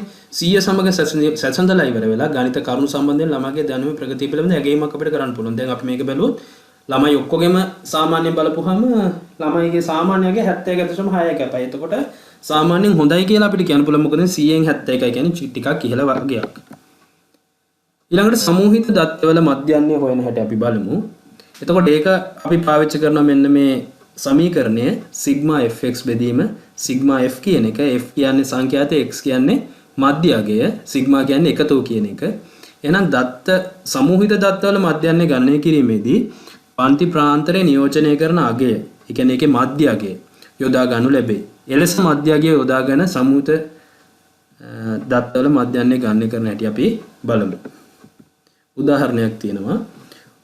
මුළු ලකුණු ගණන 25ක් වූ ගණිත ප්‍රශ්න පත්‍රයට ළමයින් 40 දෙනෙකු ලැබූ ලකුණු පහත සමූහිත සංඛ්‍යාත ව්‍යාප්තිය දක්වා ඇත. ලකුණු දීලා තියෙනවා 0.4 ඉඳලා 8ට 3 දෙනෙක් කරන් තියෙනවා, 8 ඉඳන් 12ට 7 දෙනෙක් කරන් තියෙනවා, 12 ඉඳලා 16ට 15ක් කරන් තියෙනවා, 16 ඉඳලා 20ට 11යි, 20 ඉඳලා 24ට 7යි. දැන් අපි මෙන්න මේ සමීකරණයෙන් භාවිතා කරන්න යන්නේ. එහෙනම් මේ සමීකරණය දාන්න පුළුවන් විදිහට අපි මේ වගුව හදා ගන්න ඕනේ. එහෙනම් අපි මේ වගුව පහලට ලියාගමු. මෙන්න මේ විදිහට මේවනේ දීලා තියෙන කරුණු ප්‍රාන්ති ප්‍රාන්තරය දීලා තියෙනවා, සංඛ්‍යාතය දීලා තියෙනවා. ඒ ටික අපිට පහලට ලියා ගන්න පුළුවන්. මීට අමතරව අපි හොයාගන්න ඕනේ මධ්‍ය අගයයි මේ fx කියන තීරුවයි. මේ x කියන්නේ මධ්‍ය අගයනේ. එතකොට මේ දෙක ගුණ කරලා අපිට මේ තීරුව ගන්න පුළුවන්. එහෙනම් අපි බලමු ඉස්සලම මධ්‍ය අගයන් ටික හොයාගන්න. මධ්‍ය අගය හොයාගන්න මේ පළවෙනි එකේ මොකද කරන්නේ? 4 ඉහළ සීමාව 4 බෙදීම 2 කීයද? 4යි 8යි 12යි 12 දෙකෙන් බෙදපුවාම 6යි. එහෙනම් මෙතන මධ්‍ය අගය එනවා 6ක්. ඊට පස්සේ ඊළඟට බලන්න 12 බෙදීම 2 කීයද? 12යි 8යි 20යි 20 දෙකෙන් බෙදපුවාම 10යි. 4න් 4 නේද යන්නේ. එහෙනම් මේ ආ ඊට පස්සේ මම හොයන්නේ මොකද කරන්නේ? 10ට 4ක් එකතු කරනවා 14යි, 14ට 4ක් එකතු කරනවා 18යි, 18ට 4ක් එකතු කරනවා කීයද? 22යි. හැබැයි පස්සේ අපි අන්තිම එක කෝකටත් ආයෙ පරීක්ෂා කරලා බලමු. මැදින් එකතු කරනකොට වැරද්දක් වෙලා තිබුණොත් අපිට මෙතනින් අල්ලා ගන්න පුළුවන්. 20 බෙදීම 2. 20යි 24යි 44යි 44 දෙකෙන් බෙදපුවාම 22යි. එහෙනම් මේ අගයන් දෙකත් හරි තමයි. එහෙනම් අපි මධ්‍ය අගය ලියමු. 6 10 14 18 22. දැන් අපිට පුළුවන් fx කියන එක හොයාගන්න. කොහොමද? f ගුණ කිරීම x. fx කියන්නේ f ගුණ කිරීම f. f කියන්නේ 3යි, x කියන්නේ 6යි. 3 වරක් 6. කීයද? 18යි. ඊට පස්සේ 7 වරක් 10යි fx 70යි. 15 වරක් 14. කීයද? 15 වරක් 15 කියන්නේ 225යි. ඒතර 15 වරක් 14 කියන්නේ 225න් 15ක් අඩු වෙන්න ඕනේ 210යි එතකොට නේද? 210යි. ඊට පස්සේ 18 වරක් 11. 18 වරක් 10 කියන්නේ 180යි. 180ට 10 එකතු වුනහම 198යි. ඊළඟට 22 4ක් 88යි නේද? 22 ගුණ කිරීම 4 88යි. අපිට පුළුවන් සිග්මා f කියන තීරුව මෙන්න මේ ටික එකතු කරන්න. 7යි 3යි 10යි 10යි 5යි 15යි 15යි 16යි 16යි 4යි 20යි 20න් බිඳුව දැම්ම දෙකක් ඉතුරුයි. ඊට පස්සේ 2යි 1යි 3යි 4යි. මෙතන එනවා එකතුව 40ක්. ඊට පස්සේ අපි මේ ටික එකතු කරමු. 8 වරක් 3 8 ඒව තුනම තියෙන්නේ 24යි. ඉතුරු 2යි. ඊට පස්සේ 2යි 1යි 3යි 3යි 7යි 10යි 10යි 1යි 11යි 11යි 9යි 20යි 20යි 8යි 28යි දෙකක් ඉතිරි 2යි 2යි 4යි 1යි 5යි. අපිට එනවා කීයක්ද? 584ක් එනවා. එහෙනම් අපි දැන් පාවිච්චි කරමු අර මධ්‍යන්නයට ගත්ත සමීකරණය. මොකද්ද? x බා කියන එක සමාන වෙනවා මොකේද? සිග්මා fx බෙදීම සිග්මා f. ඒතර සිග්මා fx අපි හොයාගත්තා. කීයද? මෙන්න හොයාගෙන තියනවා වගේ 584. සිග්මා f කියන්නේ 40. එහෙනම් අපි බලමු. මේක සුළු කරමු නේද? එතකොට අපිට හොයාගන්න පුළුවන්. 584 ගැන අපිට දෙකෙන් බෙදපුවහම 58.4යිනේ. 58.4 අපි බෙදමු 4. එතකොට හරිනේ. 4 වරක් 1යි 4යි. 18ට 4 වරක් 4යි. 16 ඉතුරු 2යි 24ට 4 වරක් 6යි. එහෙනම් අපිට එන උත්තරේ කීයද? 14.6යි කියලා. ඔව්. ළමයින්ගෙන් ලැබිච්ච ලකුණු වල මධ්‍යන්නේ අපි හොයාගත්තා කීයද? 14.6යි. මෙන්න මේ ආකාරයේ තමයි එක ක්‍රමයක් අපිට හදන්න පුළුවන් මධ්‍යන්නේ. ඊට පස්සේ අපි බලමු දැන් මේකේ උපකල්පිත මධ්‍යන්නේ ඇසුරෙන් මධ්‍යන්නේ ගණනය කරන්නේ කොහොමද කියලා. දැන් මධ්‍යන්නේ වෙන හොයන්න සමහර වෙලාවලදී යන සංඛ්‍යාත ව්‍යාප්තවල මධ්‍යයේ විශාල සංඛ්‍යා එනවා. දැන් මේක නම් එච්චර ගැටලුවක් නෑ ආවේ කීයද? 6 10 14 22 වගේ කුඩා සංඛ්‍යානේ. හැබැයි සමහර ලාට විශාල සංඛ්‍යානේ. එතකොට ගණනය කරන්න චුට්ටක් අමාරුයි. මේක ওই කලින් ක්‍රමයේ පාවිච්චි කරපුවාම ගණනය කිරීම චුට්ටක් අපහසුයි. එතකොට සමාවෙන්න. එතකොට අපි ඒකට පාවිච්චි කරන උපකල්පිත මධ්‍යන්නේ ඇසුරෙන් මධ්‍යන්නේ හොයන විදිහ. එතකොට ඒකට අපිට මෙන්න මේ ටික පොඩ්ඩක් දැනගෙන ඉන්න ඕනේ. අපගමනය කියන්නේ අර මම උදාහරණයක් විස්තර කරන්න මේක දැන් අපි දැනගෙන ඉමු. අපගමනය කියන්නේ ප්‍රාන්ති ප්‍රාන්තරයේ මධ්‍යයෙන් අපි උපකල්පිත මධ්‍යන්නේ කියලා එකක් ගන්නවා. සමහර ලාවට ටික ගන්න කියලා දීලා තිබ්බොත් ඒ දීලා තියෙන එක ගන්නවා. එහෙම නැත්නම් අපි කැමති එකක් ගන්නවා. ඒක උපකල්පිත මධ්‍යන්නේ අරගෙන ඉවර වෙලා මධ්‍යයෙන්, ඒ කියන්නේ ප්‍රාන්ති ප්‍රාන්තරයේ මධ්‍යයෙන් උපකල්පිත මධ්‍යන්නේ අඩු කරපුවම අපිට මෙන්න මේ අපගමනය කියන එක හොයාගන්න පුළුවන්. අපි ඒක සිම්පල් D අකුරෙන් තමයි දක්වන්නේ. ඊට පස්සේ මධ්‍යන්නේ හොයාගන්න පුළුවන් මේ අපගමන වල මධ්‍යන්නේ නෑ සම්පූර්ණ මධ්‍යන්නේ හොයාගන්න පුළුවන්. සැබෑ මධ්‍යන්නේ කියන්නේ උපකල්පිත වල මධ්‍යන්නේ. ඒ කියන්නේ මේ උපකල්පිත මධ්‍යන්නේ. ඒ කියන්නේ මේක අපි E අකුරෙන් දක්වනවා. ඊට පස්සේ අපගමන වල මධ්‍යන්නේ හොයනවා. අපගමන වල මධ්‍යන්නේ හොයන්නේ මෙන්න මෙහෙමයි. සිග්මා FD බෙදීම සිග්මා F. එහෙනම් අපිට මෙන්න මේ මොකද්ද සමීකරණයට දාලා අපිට මේක හොයාගන්න පුළුවන්. මේ සූත්‍රයට දාලා x bar ඒ කියන්නේ සැබෑ මධ්‍යන්නේ සමානයි a ධන සිග්මා FD බෙදීම සිග්මා F. අපි මේක උදාහරණයක් ඇසුරෙන් සාකච්ඡා කරමු. එක්තරා ජල ව්‍යාපෘතියකින් ජලය ලබා ගන්නා පවුල් 70ක් මාසයක් තුල පරිභෝජනය කළ ජල ඒකක ගන්න පිළිබඳ දත්ත පහත වගුවේ දැක්වේ. ප්‍රාන්ති ප්‍රාන්තරය තියෙනවා 12 ඉඳලා 14ට පවුල් 5ක් ඉන්නවා. 15 ඉඳලා 14 පවුල් 9යි. 18 ඉඳලා 20ට පවුල් 11යි. 21 ඉඳලා 23ට පවුල් 26යි. 24 ඉඳලා 26ට පවුල් 11යි. 27 ඉඳලා 29ට පවුල් 8යි. පවුලක් පාවිච්චියටගත් මධ්‍යන්න ජල ඒකක ගන්න ආසන්න පූර්ණ සංඛ්‍යාවට ගණනය කරන්න. දැන් මේ යන්නේ ආසන්න පූර්ණ සංඛ්‍යාවට. එතකොට දශම සංඛ්‍යාවලින් උත්තර આવොත් අපි පූර්ණ සංඛ්‍යාවට වට යන්න ඕනේ. හරි. අපි යන්න අර කලින් සමීකරණයට අනුව මෙන්න මේක හදාගන්න. මේකේ තිබ්බා x කියලා එකක් අපි මේ මධ්‍යගය හොයන්න දන්නවා. ඊට පස්සේ අපගමනේ හොයන්නේ කොහොමද? මෙන්න මේ මධ්‍යගයෙන් අපි උපකල්පිත මධ්‍යන්නේ කියලා ගන්න එක අඩු කරනවා. ඊට පස්සේ අපිට හොයන්න ඊට පස්සේ මෙන්න මේ ඊර ටික සම්පූර්ණ කරලා ඉවර වෙලා අපිට පුළුවන් මධ්‍යන්නේ ගණනය කරන්න.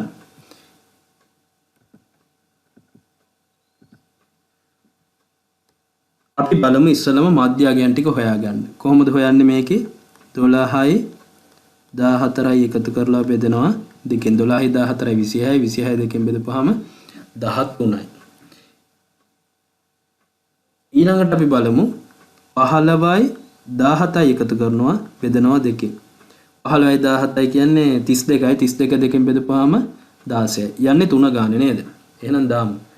19 අපි මෙතනම ලියමුකෝ එකවර.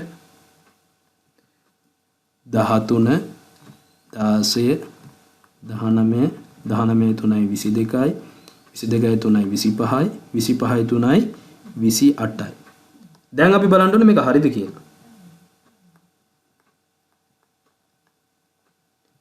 27යි 29 එකතු කරනවා 9 7යි 16යි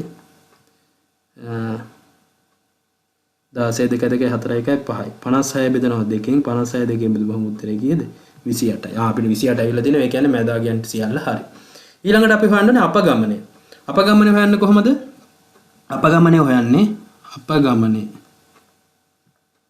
මෙන්න මේ D කියන එක හොයන සමීකරණේ කලින් දීලා තිබ්බා. මධ්‍ය අගය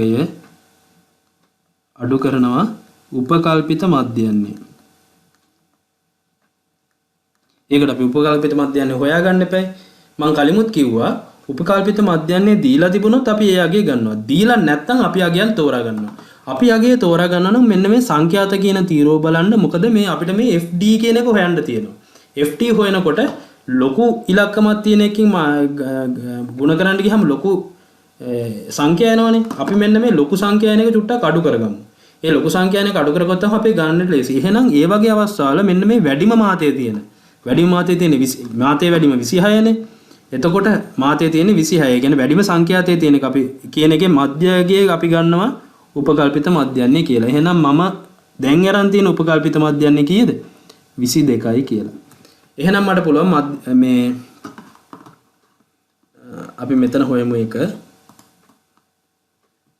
මම මෙතන හොයලා පෙන්නන්නම්. අපි දැන් හොයන්න යන්නේ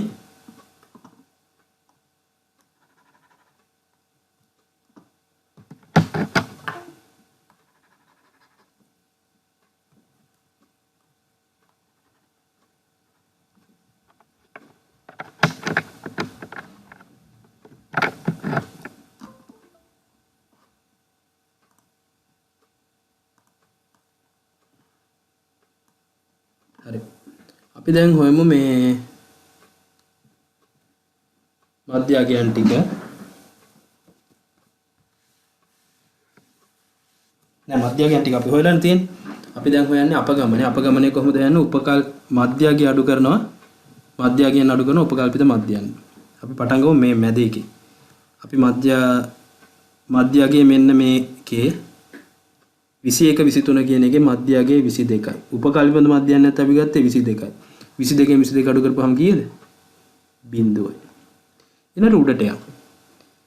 මෙයාගේ මධ්‍යගය 19 උපකල්පිත මධ්‍යයන් 22මනේ. කීයද? ඍණ 3යි නේද? ආයෙත් යමු. මධ්‍යගය 16යි උපකල්පිත මධ්‍යයන් 22මනේ. කීයද? ඍණ 6යි නේද? අන්න ඒකෙත් රටාවක් තියෙනවනේ. මේ තියෙන ප්‍රාන්ති ප්‍රාන්තරයේ තරම නේද එන්නේ 12 ඉඳලා 12 13 14 ප්‍රාන්ති ප්‍රාන්තරයේ තරම 3යිනේ. එතකොට අපිට මේක ලේසියෙන් පුරවන්න පුළුවන් දැන්. උපකල්පිත මධ්‍යයන් ගත්ත බීරුව බිඳුවයි. එහෙනම් අපේ ප්‍රාන්ති ප්‍රාන්තරයේ තරම 3යිනේ. එහෙනම් උඩට යනකොට මෙහා එනවා ඍණ 3යි. ඍණ 6යි. ඍණ 9යි. අපි මේක එකවර ලියනවා. මේක හැබැයි මේක හදන්නේ මේ ක්‍රමයට. මධ්‍යගයෙන් උපකල්පිත මධ්‍යයන් අඩු කරලා. එහෙනම් පහරට ලියන්න පුළුවන් කීයද? ධන 3යි ධන 6යි. දැන් පුළුවන් අපිට මේ FD කියන තීරුව හොයාගන්න. කොහොමද? F කියන්නේ 5යි D කියන්නේ ඍණ 9යි. එහෙනම් එනවා ඍණ 45ක්. ඊට පස්සේ F කියන්නේ 9යි D කියන්නේ ඍණ 6යි. 9 වරක් 6 54යි. ඍණ 54ක් එනවා. 11 ගුණ කිරීම ඍණ 3. උත්තරේ ඍණ 33යි. ඊළඟට 26 වරක් බිඳුව. උත්තරේ බිඳුවයි. ඊට පස්සේ 11 ගුණ කිරීම 3 33යි.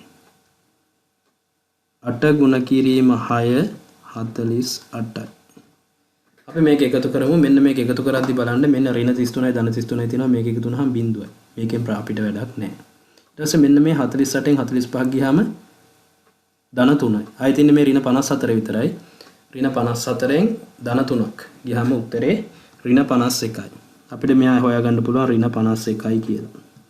ඊට පස්සේ මේ ටික එකතු කරමු. 9 5යි 14යි 14යි 11යි 25යි 25යි 26යි කියන්නේ 51යි 51යි 11යි කියන්නේ 62යි 62යි 8යි 70යි. එහෙනම් අපි දැන් හොයමු x bar කියන එක. අපි කියන්නේ මේක අපි ගත්ත මධ්‍යයන්නේ මොකද්ද? a ධන සිග්මා fd බෙදීම සිග්මා f. ඒ කියන්නේ උපකල්පිත මධ්‍යස්ථානය 22යි. සිග්මා fd අපි හොයාගත්ත ඍණ 51. බෙදනවා df සිග්මා f ගෙන් හොයාගත්ත අපි කීයද? 70. එහෙනම් 22 51 70 බෙදපුවාම එනවා කීයද? 0.728ක් එනවා. ඍණ අඩු කරන්න ඕනේ. එතකොට 22න් 0.728ක් අඩු කරපුවාම එනවා උත්තරේ 21.272ක්. ඔන්න ඔය විදිහට අපිට පුළුවන් උපකල්පිත මධ්‍යන්නේ ඇසුරෙන් මේ මධ්‍යන්නේ ගන්නේ කරන්න. ඊළඟට අපි ඊළඟ කේන්ද්‍රික ප්‍රවණතා මෙනෙහි පිළිබඳව සාකච්ඡා කරන්න යනවා මාතය. මාතය කියන්නේ දත්ත සමූහයක වැඩිම වාර ගණනක් යෙදී තියෙන අගය. එතකොට යම් මාත්‍රයකට අපිට පුළුවන් අගයකට එකකට වඩා වැඩි ප්‍රමාණයක් තියන්න. එතකොට දෙකක් තියෙනවා නම් අපි කියනවා ද්විමාත ව්‍යාප්තියක් කියලා. දෙකකට වඩා වැඩියෙන් තියෙනවා නම් අපි ඒකට කියනවා බහුමාත ව්‍යාප්තියක් කියලා.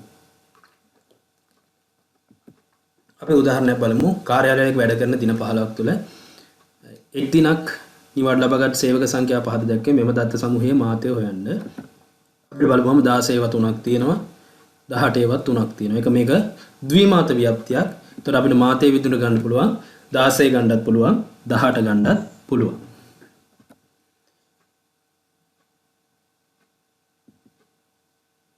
ඊළඟට අපි බලමු සමූහිත සංඛ්‍යාත ව්‍යාප්තියක මාතය කොහොමද හොයන්නේ කියලා. එතකොට මාතය කියන්නේ එකක්, මාතය සහිත මාත පන්ති කියන්නේ තව එකක්. මාත පන්තියට නෙමෙයි මාතය කියන්නේ. එතකොට වැඩිම මාතයක් තියෙන පන්තියට අපි කියනවා මාත පන්තිය කියලා. හැබැයි ඒක මාතය නෙමෙයි. මාත පන්තිය හවොත් අපිට ඒක ලියන්න පුළුවන්. මේක 20 ඉඳලා 30 වගේ වෙන ප්‍රාන්ති ප්‍රාන්තරය. මාතය මොකක්ද කියලා හවොත් මාත පන්තිය අපිට ලියන්න බෑ. අපි මාතය හොයන්න ඕනේ. මාතය හොයන්න අපි මෙන්න මේ සමීකරණය පාවිච්චි කරනවා.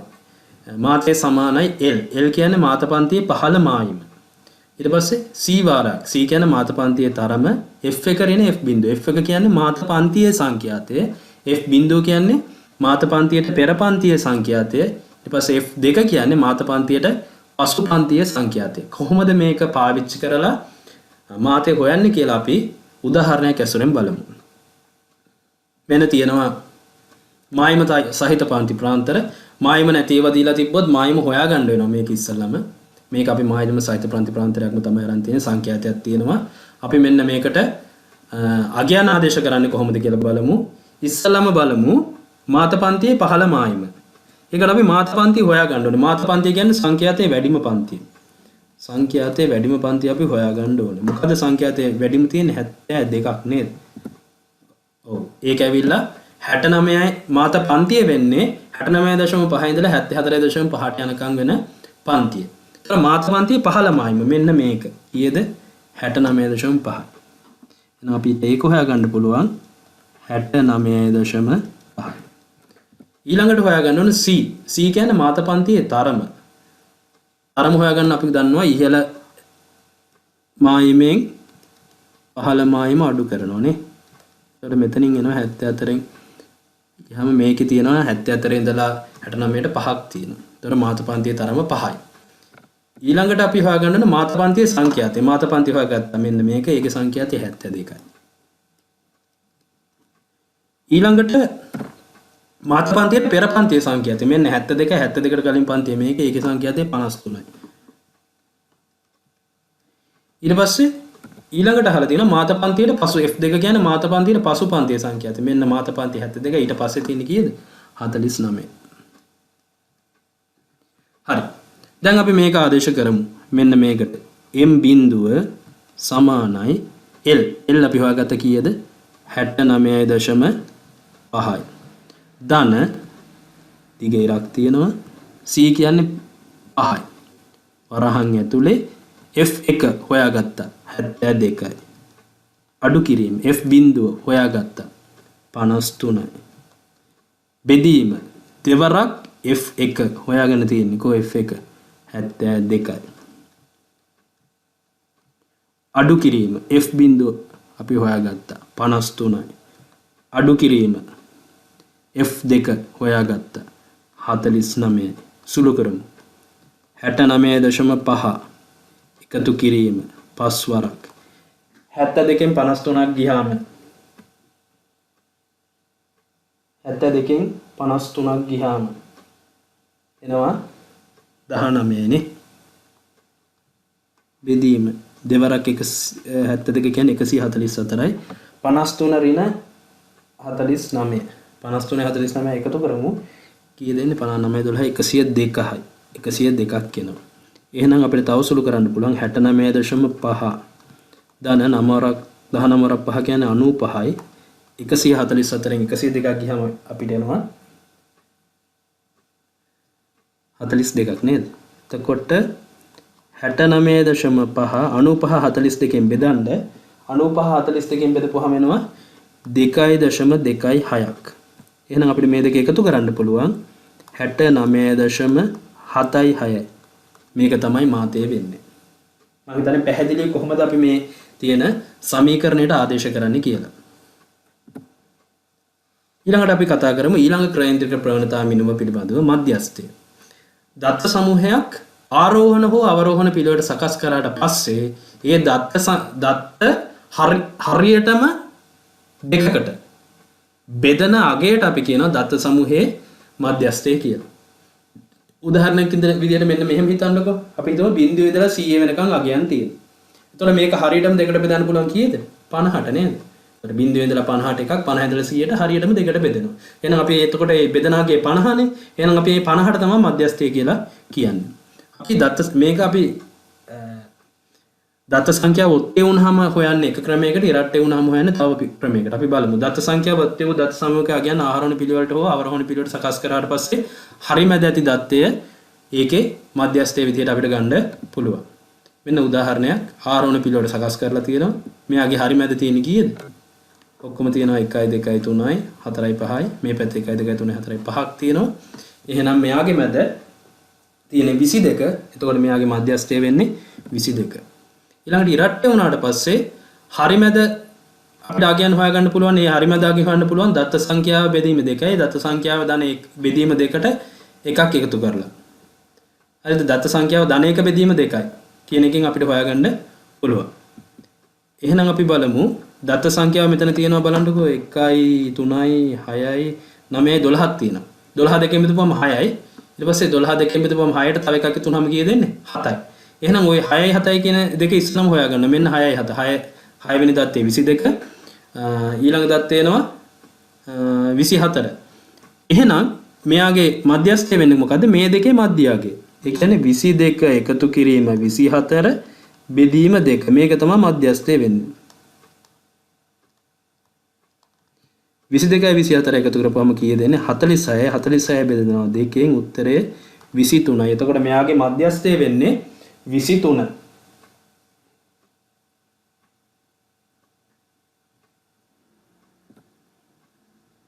ඊට පස්සේ අපි බලමු අසමූහිත සංඛ්‍යාත ව්‍යාප්තියක මධ්‍යස්ථය කොහොමද හොයන්නේ කියලා. ඒතර අසමූහිත දත්ත සමූහයක් ආරෝහණ හරි අවරෝහණ පිළිවෙලට නිරූපණය කරාට පස්සේ n ධන 1 n කියන්නේ දත්ත සංඛ්‍යාව බෙදීම 2 දත්තේ නිරූපණය කරනකොට ඒකේ මධ්‍යස්ථය අපිට හොයාගන්න පුළුවන්. මෙන්න උදාහරණයක් මෙන්න තියෙනවා අසමූහිත දත්ත සමූහයක් ඒකේ සමුච්චිත සංඛ්‍යාතයත් හොයලා තියෙනවා. එතකොට අපිට හොයාගන්න ඕනේ මේකේ මධ්‍යස්ථය. මධ්‍යස්ථය හොයාගන්න මධ්‍යස්ථය පිහිටන තැන හොයාගන්න පුළුවන්. ඉස්සෙල්ලාම අපි හොයමු මධ්‍යස්ථය පිහිටන ස්ථානය.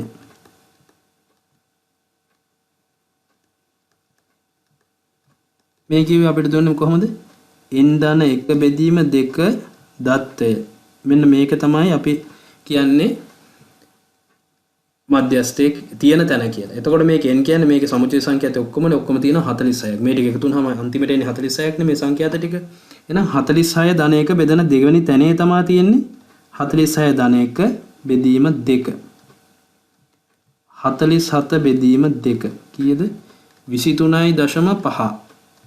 මේ දත්තේ මේක නෙමෙයි මධ්‍යස්ථය. මේ මධ්‍යස්ථයේ පිහිටන තැන. එහෙනම් මේ 23.5 කොහෙද තියෙන්නේ කියලා අපි හොයාගන්න ඕනේ. එහෙනම් 23.5 අපිට හොයන්න බෑ. ඒ වගේ වෙලාවට අපි කරන්නේ මොකද්ද? 23 වෙනි දත්තය හොයනවා. 24 වෙනි දත්තය හොයනවා. ඊට පස්සේ මධ්‍යස්ථය හොයාගන්න පුළුවන්. 23 වෙනි දත්තය ධන 24 දත්තය බෙදනවා 2. හරිද? දැන් 23 දත්තය අපි හොයමු.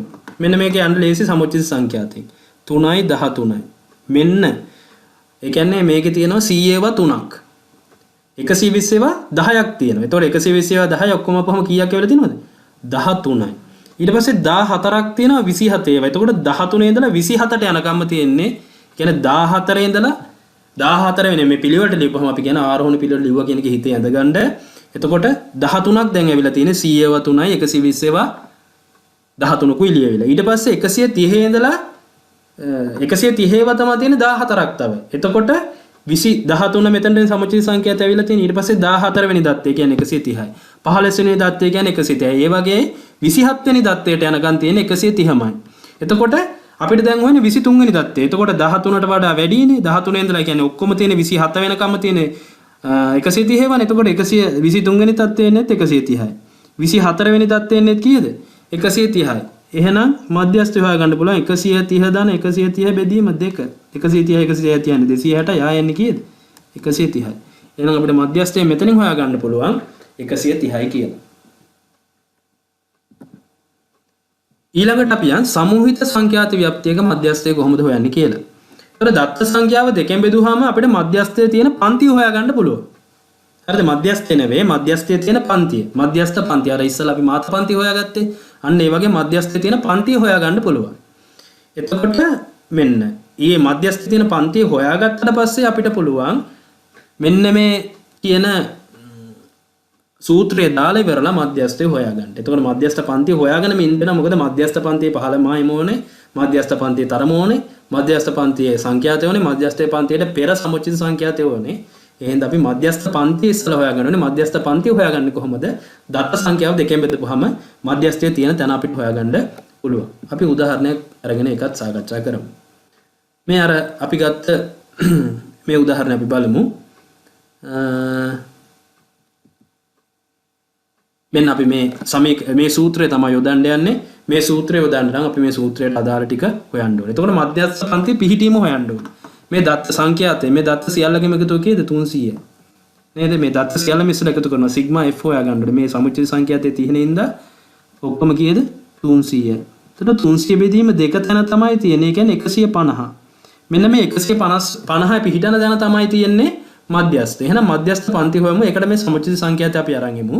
2 12 50 103 175. ඒ කියන්නේ 104 ඉඳලා 175ට වෙනකන් ඒවා තියෙන්නේ මොකේද? මෙන්න මේ පන්තියේ තමයි.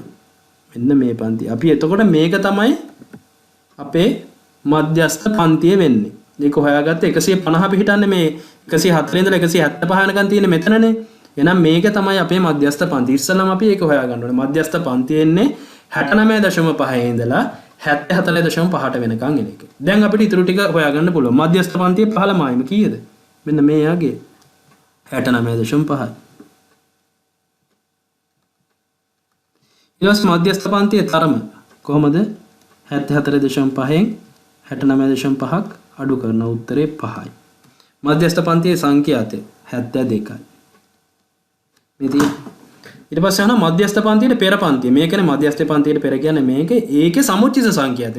මේක කීයද? මධ්‍යස්ථ පන්තියේ පෙර පන්තියේ සමුච්චිත සංඛ්‍යාතය 103යි. මුළු දත්ත සංඛ්‍යාව අපි හොයාගන්න තියෙන 300යි. එහෙනම් අපි මේක ආදේශ කරමු.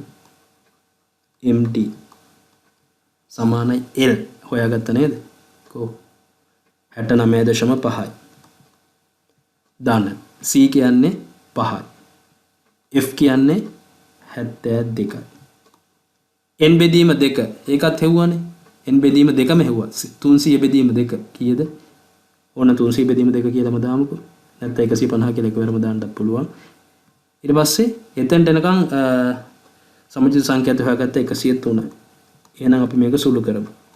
69.5 ධන 5 බෙදීම 72යි.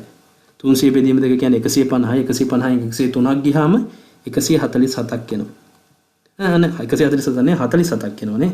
150න් 103ක් අඩු කරපුවම වෙනවා 47ක්. සුළු කරමු. 69.5 ධන 547 එනවා කීයද? 47 ඒවා 5ක් කියන්නේ 235ක් නේද? 235 බෙදනවා 72. එහෙනම් 69.5 එකතු කිරීම 235 72න් බෙදපුවාම එනවා 3.26ක්.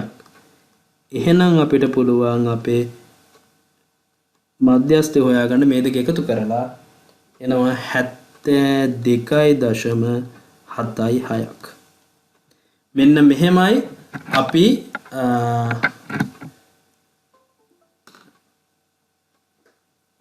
සමූහිත සංඛ්‍යාත ව්‍යාප්තියක මධ්‍යස්ථය හොයන්න. ඊළඟට අපි කතා කරමු ඊළඟ කේන්ද්‍රික ප්‍රවණතා මිනුම පිළිබඳව චතුර්ථක. දැන් මධ්‍යස්ථය දෙවුනේ මොකද්ද? තියෙන දත්ත ටික හරි දෙකකට බෙදුවා. ඊට පස්සේ දැන් මේ චතුර්ථක වලින් කරන්නේ දත්ත සමූහය ආරෝහණ හරි අවරෝහණ පිළිවෙලට සකස් කරලා ඊට පස්සේ එම දත්ත සමූහයේ හරියටම කොටස් 4කට බෙදෙන අගය. එතන හරියටම කොටස් 2කට බෙදෙන අගයත් මෙතන තියෙනවා. කොටස් 2කට බෙදලා ඊට පස්සේ ඒ කොටස් 2කට බෙදපු තැන ඉඳලා ආයෙ බෙදෙනවා. ඒ කියන්නේ මෙන්න මේ විදිහට. මම පොඩි රූපයක් අඳින්නම්කෝ. අපි හිතමුකෝ මෙන්න මේ දත්ත සංඛ්‍යාව මෙතෙන් ඉඳන් මෙතෙන්ට තියෙනවා කියලා. ඕන් අපේ දත්ත සංඛ්‍යාව. එතකොට මෙයා ඉස්සලම හරි දෙකකට බෙදෙනවා. මෙතන තියෙන්නේ මොකද්ද? මධ්‍යස්ථය. ඊට පස්සේ මෙන්න මේක ආයේ කොටස් දෙකකට හරියට බෙදෙනවා. මේකත් ආයේ කොටස් දෙකකට හරියට බෙදෙනවා. ඒ අගයන් තමයි අපි ගන්නෙ. මෙතන තියෙන්නේ අවම අගය. මෙතන තියෙන්නේ වැඩිම අගය. එතකොට මෙන්න මේවට අපි නම් දීලා තියෙනවා. මෙයාට අපි කියනවා පළවෙනි මෙතෙන්ට කියනවා අපි පළවෙනි චතුර්ථකය කියලා. එයාට කියනවා Q1 කියලා. මෙයාට කියනවා අපි දෙවෙනි චතුර්ථකය කියලා. Q2 එයා මධ්‍යස්ථයට සමානයි. ඊළඟට මෙයා කියනවා Q3 කියලා. එතකොට අපිට චතුර්ථක 3ක් හොයන්න පුළුවන්. ඒ චතුර්ථක 3 වෙන්නේ දත්ත සංඛ්‍යාව හරියටම 4කට බෙදෙනවා. 4කට බෙදුණාට පස්සේ ඒකේ මැද අගය අනිවාර්යෙන් එන්නේ මොකද්ද? මධ්‍යස්ථය. හරි. ඊළඟට අපි බලමු චතුර්ථක පිහිටන ස්ථානය මේ හොයන්න පුළුවන්. චතුර්ථක පිහිටන ස්ථාන මෙන්න මේ සමීකරණ වලින් හොයාගන්න පුළුවන්. අර ඉස්සලා මධ්‍යස්ථයේ පිහිටන තැන හොයාගත්තේ අන්න ඒ වගේ. Q1 සමානයි 4න් 1යි n ධන 1. කියන එතන තියෙන අගය තමයි අපි ගන්නෙ චතුර්ථකය කියලා. Q2 මේ කියන්නේ මධ්‍යස්ථයමයි. අර කලින් මධ්‍යස්ථයන හොයපු සමීකරණයම තමයි ඉන්නේ 4න් 2යි කියන්නේ භාගයනේ. කියන්නේ n ධන 1 දෙකෙන් බෙදපුවම තමයි මධ්‍යස්ථයේ තියෙන තැන එන්නේ. Q3 4න් 3යි n ධන 1 කෙනේ අගයන් අපිට හොයාගන්න පුළුවන්. ඉස්සෙල්ලාම බලමු අසමූහිත දත්ත සමූහයක චතුර්ථක කොහොමද හොයන්නේ කියලා. මේක ලේසි. අසමූහිත දත්ත සමූහයක් අපි ඉස්සෙල්ලාම පුළුවන් බෙදෙනනේ දෙකට බෙදෙන තැන හොයාගන්න පුළුවන් හරියටම මැදාගේ 22යි කියලා. හරිද? ඕන අපිට මේ සමීකරණ දාලා පුළුවන් හොයන්න. අපි සමීකරණ පොඩ්ඩක් දාලා බලමු. අපි තියෙන තැන කොහොමද හොයාගන්නේ? අර Q1 හොයාගත්තේ කොහොමද? 4න් 1යි n ධන 1 වෙනි දත්තයනේ. එතකොට තියෙන තැන මේ හොයාගන්න 4න් 1යි n කියන්නේ එතකොට 1යි 2යි 3යි 4යි 5යි 6යි 7යි 8යි 9යි 10යි 11යි 11 ධන 1. කියන්නේ 4න් 1 ගුණ කිරීම 12. 4න් 1 12 කියන්නේ 12 බෙදපුවම 3 වෙනි දත්තය. 3 වෙනි දත්තය. එතකොට 1යි 2යි 3යි 3 වෙනි දත්තය කියන්නේ 9යි. Q1 කියන්නේ එතකොට කීයද? 9යි. අන්න ওই විදිහට සමීකරණ වලට දාලා හොයන්නත් පුළුවන්. හරිද? Q2 කියන්නේ මධ්‍යස්ථයමයි. 4න් 2යි n ධන 1 වෙනි දත්තය. එහෙනම් භාගයයි n ධන 1 කියන්නේ ඉස්සෙල්ලාම භාගයයි 12. එහෙනම් 6 වෙනි දත්තය. එතකොට Q2 මට හොයාගන්න පුළුවන් 6 වෙනි දත්තය කියන්නේ 22යි. ඒ වගේම Q3 හොයන්න පුළුවන් 4න් 3යි n ධන 1 වෙනි දත්තය. එතකොට 4න් 3යි n ධන 1 අපි හොයාගත්ත 12යි. එතකොට 9 වෙනි දත්තය. එතකොට Q3 9 වෙනි දත්තය කියන්නේ 31යි.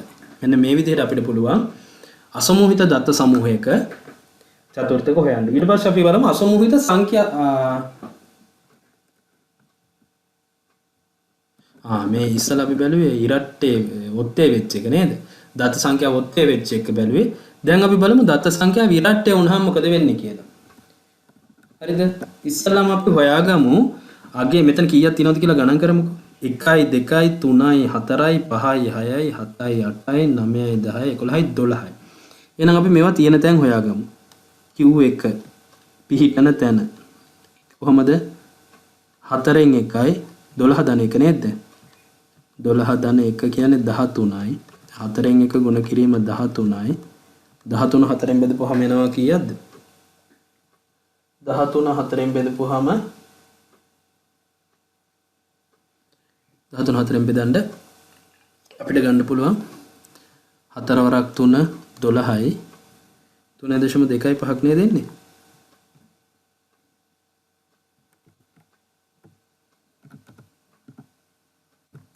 3.25 එනවා නේද? එතකොට මේ 3.15 වැනි දත්තය මේ Q1. හරිද? ඊළඟට අපි Q2ත් පිහිටන තැන හොයමුකෝ. මේ Q1 අපි තාම හෙව්වේ නැහැ. පිහිටන තැන් හොයන්නේ 4න් 2යි n ධන 1 කියන්නේ 12 ධන 1 13යිනේ. දැන් 13ම කියලා ලියමුකෝ. 13 වැනි දත්තය. ඒ කියන්නේ භාගය ගුණ කිරීම 12 13. ඒ කියන්නේ 6.5 වැනි දත්තය. Q3ත් මම ලියනවා තියෙන තැන 4න් 3යි n ධන 1 කියන්නේ 13 දත්තය. එතකොට 4න් 3යි කියන්නේ ඉස්සෙල්ලාම 13 4න් අපි බෙදුවා. කීයද ආවේ? 3.25. මේක ගුණ කරමු 3ෙන්. එතකොට 9.75 වැනි දත්තය. දැන් මේ දත්ත ටික තියෙනවා. අපි දැන් මේකේ මධ්‍යස්ථය හොයන්න ඕනේ. එතකොට 3.25 හොයන්න නම් මම හොයාගන්න ඕනේ කීයද? 3 වෙනි දත්තය හොයාගන්න ඕනේ. 3 වෙනි දත්තය හොයාගන්න ඕනේ. 4 දත්තය හොයාගන්න ඕනේ.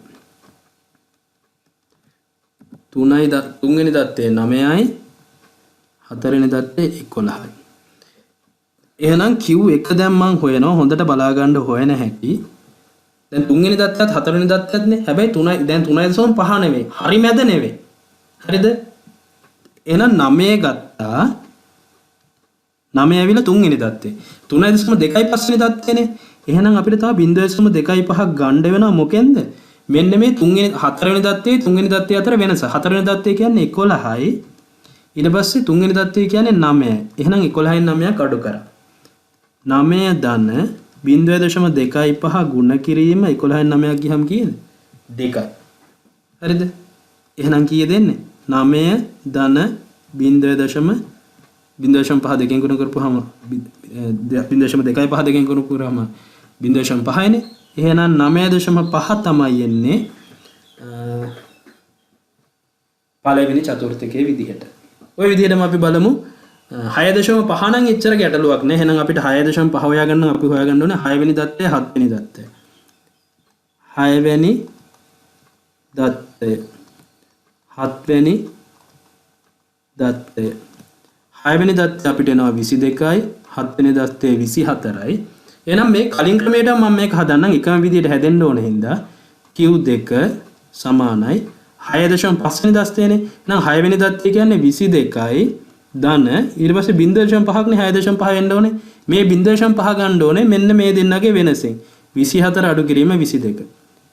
මේක සුළු කරලා බලමු. 22 ධන 0.5 වතාවක් 24 22ක් ගියම 2යි. එහෙනම් 22 ධන 0.5 දෙකෙන් ගුණ කරපුවාම 1යි. 22 ධන 1 කියන්නේ 23යි. ඊළඟට Q3 හොයමු. අපි ගන්න ඕනේ 9.75 වෙනි දත්තය. එහෙනම් මේකට අපිට ඕනේ 9 වෙනි දත්තයයි 10 වෙනි දත්තයයි. 9 වෙනි දත්තය එනවා 31යි 10 වෙනි දත්තය එනවා 37යි. එහෙනම් Q3 අපි හොයමු. 9 වෙනි දත්තය කියන්නේ 31යි ධන තව 0.75ක් ඕනේ. 9.75 නේද 0.75 ගන්න මේ දෙන්නගේ වෙනසෙන් 34 න 31. එහෙනම් 31 ධන 0.75 වතාවක් 31න් 37න් 31ක් ගියම 6යි. එහෙනම් 31 ධන 6 5 30යි 3ක් ඉතිරි 6 වරක් අත 42යි 42යි 3යි 45යි 4ක් ඉතිරි 6 වරක් බිඳුව 6යි 6 ඒ බිඳුවට 4ක් එකතු වුනම 4යි. එහෙනම් මට උත්තරේ එනවා 31 ධන 4.5ක් 35.5ක්. ඔන්න ඔය විදිහට තමයි අපිට ඉරට්ටේ වුණාම හොයාගන්න වෙන්නේ චතුර්ථක. ඊළඟට අපි යමු අසමූහිත සංඛ්‍යාත ව්‍යාප්තියක චතුර්ථක කොහොමද හොයන්නේ කියලා. අර ක්‍රමෙමයි වෙනසක් නැහැ. තියෙන තැන් ටික හොයාගමු. එහෙනම් Q එක තියෙන තැන අපි ඉස්සෙල්ලාම හොයාගමු. Q එක ඔක්කොම දත් තියෙනවා 46ක්. ඒතර Q එක තියෙනවා 4න් 1යි 46 ධන 1 වෙනි තැන තමයි තියෙන්නේ. එතකොට 4න් 1 ගුණ කිරීම 47. 47 4න් බෙදුනහම එනවා කීයක්ද? 11.75 වෙනි දත්තය. අපි තියෙන තැන් ටික ඉස්සෙල්ලා හොයාගෙන ඉස්සෙල්ලා වගේ ආයෙ හොයමු. Q2 අපිට හොයාගන්න පුළුවන් 4න් 2යි n ධන 1නේ. එහෙනම් 4න් 2 කියන්නේ භාගයයි n ධන 1 කියන්නේ 47යි නේද? 46 ධන 1 47යි. ඒ කියන්නේ 23.5 වෙනි දත්තය. මේ කියන්නේ මධ්‍යස්ථයමයි. අපි මේක ඉස්සෙල්ලත් හෙව්වා. ඊට පස්සේ Q3 හොයමු. Q3 කියන්නේ 4න් 3යි n ධන 1 වෙනි දත්තය. n ධන 1 කියන්නේ 47යි. 46 ධන 1. එතකොට 47 4ෙන් බෙදපුවාම 11.75යි. 11.75 3ෙන් ගුණ කරපුවාම වෙනවා කීයද? 35.25 වෙනි දත්තය. 35.25 වෙනි දත්තය. එහෙනම් අපි හොයමු දැන්. මේකට දැන් අපිට ඕනේ 11.75 හොයන්න නම් 11 වෙනි දත්තය ඕනේ 12 වෙනි දත්තය ඕනේ නේ. ඊට පස්සේ 23.5 හොයන්න නම් 23 දත්තය ඕනේ 24 දත්තය ඕනේ. 35.75 හොයන්න නම් 35 වෙනි දත්තය ඕනේ 36 වෙනි දත්තය ඕනේ. බලමු. දැන් වගුවට 11 වෙනි දත්තය 12 වෙනි දත්තය යන්නේ කිසි ප්‍රශ්නයක් නැහැ. මෙන්න 3 මෙතන. ඊට පස්සේ 4 වෙනි දත්තය 5 වෙනි දත්තය 6 වෙනි දත්තය 13 වෙනි දත්තය වෙනකන් කීයද තියෙන්නේ? 120. එහෙනම් 11 වෙනි දත්තයත් 120යි 12 වෙනි දත්තයත් 120යි. එහෙනම් මේ දෙන්නාගේ අතර මැද ඕන දත්තයක් කීයද? 120ම තමයි. එහෙනම් Q1 සමානයි. ඕනනම් අර කලින් ක්‍රමයට මේක හදමු. නැත්නම් ආයෙක ගැටලුවක් වෙනවනේ. 11 වෙනි දත්තය කියන්නේ 120යි ධන තව අපිට ඕනේ 0.75ක්. එතකොට 0.75 වාරයක් අර දෙන්නගේ වෙනස. 120 අඩු කිරීම 120 කියන්නේ කීයද? බිඳුවයි. එහෙනම් 120 ධන 0.75 ගුණ කිරීම බිඳුවයි. මේ දෙන්නගේ උත්තරේ කීයද? බිඳුව. එහෙනම් 120 ධන බිඳුව සමානයි 120. ඒ විදිහට හදන්න පුළුවන්. හැබැයි මේ 11 වෙනි දත්තයයි 12 වෙනි දත්තයයි 120යි කියන්නේ මේ මැද ඕන දත්තයක් 120ම තමයි. හරිද? ආයෙ හින්දා ආයෙ එහෙම આવොත් මේ විදිහට හදන්න ඕනේ නැහැ. කෙලින්ම 120 දාන්න පුළුවන් අපිට. ඊළඟට අපිට හොයන්න ඕනේ මැද මේ මධ්‍යස්ථ 23යි 24යි ඕනේ. බලන්න. 13 ඉඳලා 27ට. ඒ කියන්නේ 14 15 20 21 22 23 24 27 වෙනකන් ඔක්කොම තියෙන 130 ඒවා. එහෙනම් ඒකත් ලේසි. 23 වෙනි දත්තයත් 130යි 24 වෙනි දත්තයත් 130යි. එහෙනම් මේක මැද තියෙන ඕන එකක් Q2 කියන්නේ කීයද? 130යි. ඊළඟට අපි යනවා Q3 හොයන්න. Q3 එන්නේ 35.25 වෙනි දත්තේ. ඒතර 35යි 36යි ඕනේ. බලන්න 27යි 27 ඉඳලා තියෙන්නේ 43 වෙනකම් තියෙන 140 ඒවා. එහෙනම් 35 36 තියෙන තේ අතරේ ඒ දෙන්නගේ තියෙන්නේ 140 ඒවාම තමයි. එහෙනම් ඒකත් ලේසියෙන් අපිට හොයන්න පුළුවන් Q3 කියන්නේ 140. මම හිතන්නේ ඔයාලට පැහැදිලි වෙන්න ඇති කොහොමද අසමූහිත දත්ත සංඛ්‍යාත ව්‍යාප්තියක චතුර්ථක හොයන්නේ කියලා. ඊළඟට අපි යන් සමූහිත සංඛ්‍යාත ව්‍යාප්තියක චතුර්ථක කොහොමද හොයන්නේ කියලා. ඒකට අපිට තියෙනවා සමීකරණයක්. මෙන්න Q2 මේක Q2 නේ. ඒ කියන්නේ අපි මේ දෙවෙනි චතුර්ථකය කියන්නේ මධ්‍යස්ථයම තමයි. නේද? එතකොට මේ සමීකරණ දෙකම එකයි. ඊට පස්සේ Q1 හොයනකොට මේ n බෙදීම දෙකනේ මෙතන තියෙන්නේ. අයියේ හරියටම කොටස් දෙකකට බෙදෙන එකනේ Q2 කියන්නේ. මේ තියෙන්නේ 4න් එකකට බෙදෙන එක Q1 කියන්නේ. එතකොට මෙතෙන්ට එන්නේ 4න් එකයි. මෙතෙන්ට ඊළඟට එන්න ඕනේ Q3 හොයද්දී 4න් 3ක්. වෙනසක් නැහැ. අර වෙනස් වෙලා තියෙන්නේ මෙන්න මෙතන අගේ විතරයි. නැත්නම් අර කලින් මධ්‍යස්ථ හේවුවා වගේම තමයි. හරි. අපි උදාහරණයකින් බලමු. අපි මේකේ චතුර්ථක ටික හොයමු. කලින් ගත්ත උදාහරණෙමයි අපි අර මධ්‍යස්ථය හොයන්න. අපි ඉස්සෙල්ලාම මේකේ මධ්‍යස්ථය හොයමුකෝ. ඒ කියන්නේ Q2 කියන්නේ කොහොමද? Q2 සමානයි Q2 පිහිටන්නේ මෙතනනේ නේද? Q2 පිහිටන්නේ මේක අපි සමීකරණේ දාන්න තු නිකන් ඔලුවට අරන් හදන්න පොඩ්ඩක් බලමු. දැන් මේ ඉස්සලම අපි හොයාගන්නවා මේ මධ්‍යස්ථයේ පිහිටන පන්තියේ පහළගේ. හරිද? ඔය එක තමයි මෙතන ලියන්නේ. 69.5. මේ සමීකරණයම තමයි ලියන්නේ. සමීකරණ වලට ඉතින් මතක තියාගන්න අමාරු වෙන්නේ. අපි ඒ හින්දා ඒක ටිකක් විස්තරාත්මකව බලලා නිකන් එහෙ ලියාගමු. ඊට පස්සේ ලියනවා මේකේ තරම ප්‍රාන්ති ප්‍රාන්තරයේ තරම 69.5 ඉඳලා 74.5ට තියෙන ප්‍රාන්ති ප්‍රාන්තරයේ තරම 5යිනේ. මෙන්න මේ 5 විසිරලා තියෙනවා කොච්චරද? ඒකේ සංඛ්‍යාතය 72ක්. ඊට පස්සේ අපි බලන්න ඕනේ අපි දැන් හොයන්න යන්නේ Q2නේ. Q2 තියෙන්නේ කොතනද? n බෙදීම 2. n කියන්නේ කීයද? 300යි. 300 බෙදීම 2යි කියන්නේ කීයද? 150යි. මේක තමයි ඇත්තටම ඉස්සෙල්ලම හොයාගන්න ඕන එක. 300 බෙදීම 2 කියන්නේ 150යිනේ. එහෙනම් මං දැන් මේ හොයන්න ඕනේ 150 තියෙන තැන. හැබැයි ඊට කලින් ප්‍රාන්තරය බලන්න කීයද? 103යි. එහෙනම් අපි යාව අඩු කරනවා. මේ ඇත්තටම මේ සමීකරණයම තමයි අර සමීකරණය බලලා දැම්මත් ඕකමයි එන්නේ. මේ තියෙන්නේ. මේ සමීකරණය බලලා ආදේශ කරත් ওই ටිකම තමයි ආදේශ වෙන්නේ. හරිද? ගැටලුවක් නැහැ. අර කලින් ආදේශ කරා වගේම ආදේශ කරන්න පුළුවන්. අපි මේ සමීකරණය බලන්න නැතුව චුට්ටක් දාලා බලමු කොහොමද එන්නේ කියලා. එතකොට 69.5යි ධන 5යි 150 103ක් ගියම 47යි. බෙදීම 72යි. එහෙනම් 69.5 ධන 5 47 එනවා 235 බෙදීම 72ක්. එහෙනම් 69.5 ධන 235 72 බෙදුවම අපි ඉස්සෙල්ලත් හොයාගත්ත කීයද ආවේ 3.26යි 6. එහෙනම් 69.5 3.26 එකතු වුනහම 72.76ක් එනවා. ඔය Q1 Q2 මධ්‍යස්ථය. අපි බලමු Q1 පිහිටන තැන. Q1 පිහිටන්නේ කොතනද? හරියටම දත්ත සංඛ්‍යාව 4ට බෙදෙන තැන. එහෙනම් 4ට බෙදෙන තැන හොයන්නේ අපේ දත්ත සංඛ්‍යාව 300යි. 304ෙන් බෙදපුවම කීයද එන්නේ? 75යි. නේද? අපි ඉස්සෙල්ලා මේක හොයාගන්න ඕනේ. දැන් අපි හොයමු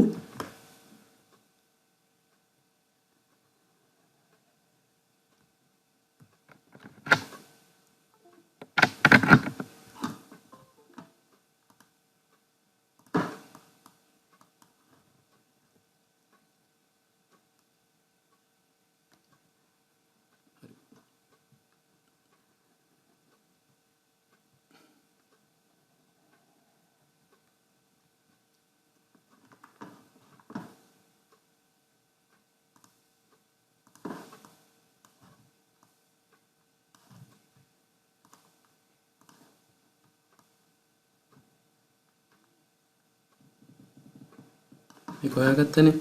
දැන් අපි හොයමු Q1 කියන්නේ මොකක්ද කියලා.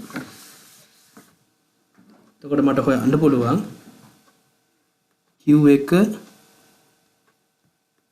සමානයි Q1 පිහිටන පන්තියේ පහළ මායිම. එතකොට Q1 පිහිටන්න තැන හොයාගන්න ඕනේ. ඒ කියන්නේ මෙන්න මෙයා හරියට 4ට බෙදෙන තැන 75 තියෙන තැන. ඉස්සලා අපි හොයාගත්ත 175 තියෙන යන එතනනේ 150 තියෙන 103 ඉඳලා 175ට යනකොට එතකොට මෙන්න 50ට ඇවිල්ලා තියෙනවා 50 ඉඳලා 103ට යන්නේ මෙතන. එහෙනම් 51 ඉඳලා 103 වෙනකන් තියෙන්නේ මෙන්න මේ ප්‍රාන්ති ප්‍රාන්තරේ. කියන්නේ 75 තියෙන්නේ මෙන්න මේ 64 ඉඳලා 64.5 ඉඳලා 69.5ට යනකම් ප්‍රාන්ති ප්‍රාන්තරේ. එතකොට එයාගේ පහළගේ කීයද? 64.5යි නේද? එයාගේ පහළගේ 64.5. ධන ප්‍රාන්ති ප්‍රාන්තරේ තරම 5යිනේ. එතකොට එයාගේ සංඛ්‍යාතය මේකේ සංඛ්‍යාතය කීයද? 53යි. ඊට පස්සේ අපි කරන්නේ අපි හොයන්න යන්නේ කීයද? මෙන්න මේක. අපි හොයන්න යන්නේ මෙන්න මේ 75. අපිට තියෙන්න ඕනේ 75. හැබැයි ඊට කලින් ප්‍රාන්ති ප්‍රාන්තරයට ඇවිල්ලා තියෙන්නේ කීයද? මෙන්න මෙතන. සමුචිත සංඛ්‍යාතය ඇවිල්ලා තියෙන්නේ 50. එහෙනම් ඒ 50 අඩු කරනවා. සුළු කරමු. 64.5 ධන 5 බෙදීම 53 ගුණ කිරීම 75 50න් ගියාම 25යි. එහෙනම් 64.5 ධන 5 වරක් 25 කියන්නේ 125යි. 125 බෙදීම 53යි. එහෙනම් 64.5 එකතු කිරීම 125 53න් බෙදන්න ඕනේ. 125 බෙදීම 53 2.5 3යි 5යි 8 2.3යි 5යි 8 එහෙනම් මේ දෙක එකතු කරපුවාම එනවා 66යි 8යි 5යි 8 නේද 8යි 5යි 8 මේ තමයි Q1 ඊළඟට අපි බලමු Q3 ඉස්සලම Q3 තියෙන තැන හොයමු තියෙන්නේ කොහෙද 4න් 3යි එන්නේ නේද 3යි n බෙදීම 4 ඒ කියන්නේ 4න් 3 ගුණ කිරීම 300 303 බෙදීම 75 75 3න් වැඩ කරපුවම 225 නේ එයා තියෙන්නේ එතකොට මෙන්න මේ 225 කියන තැනේ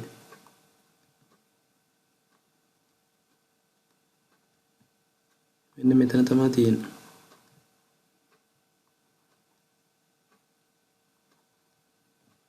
right එහෙනම් Q3 මම හොයනවා දැන්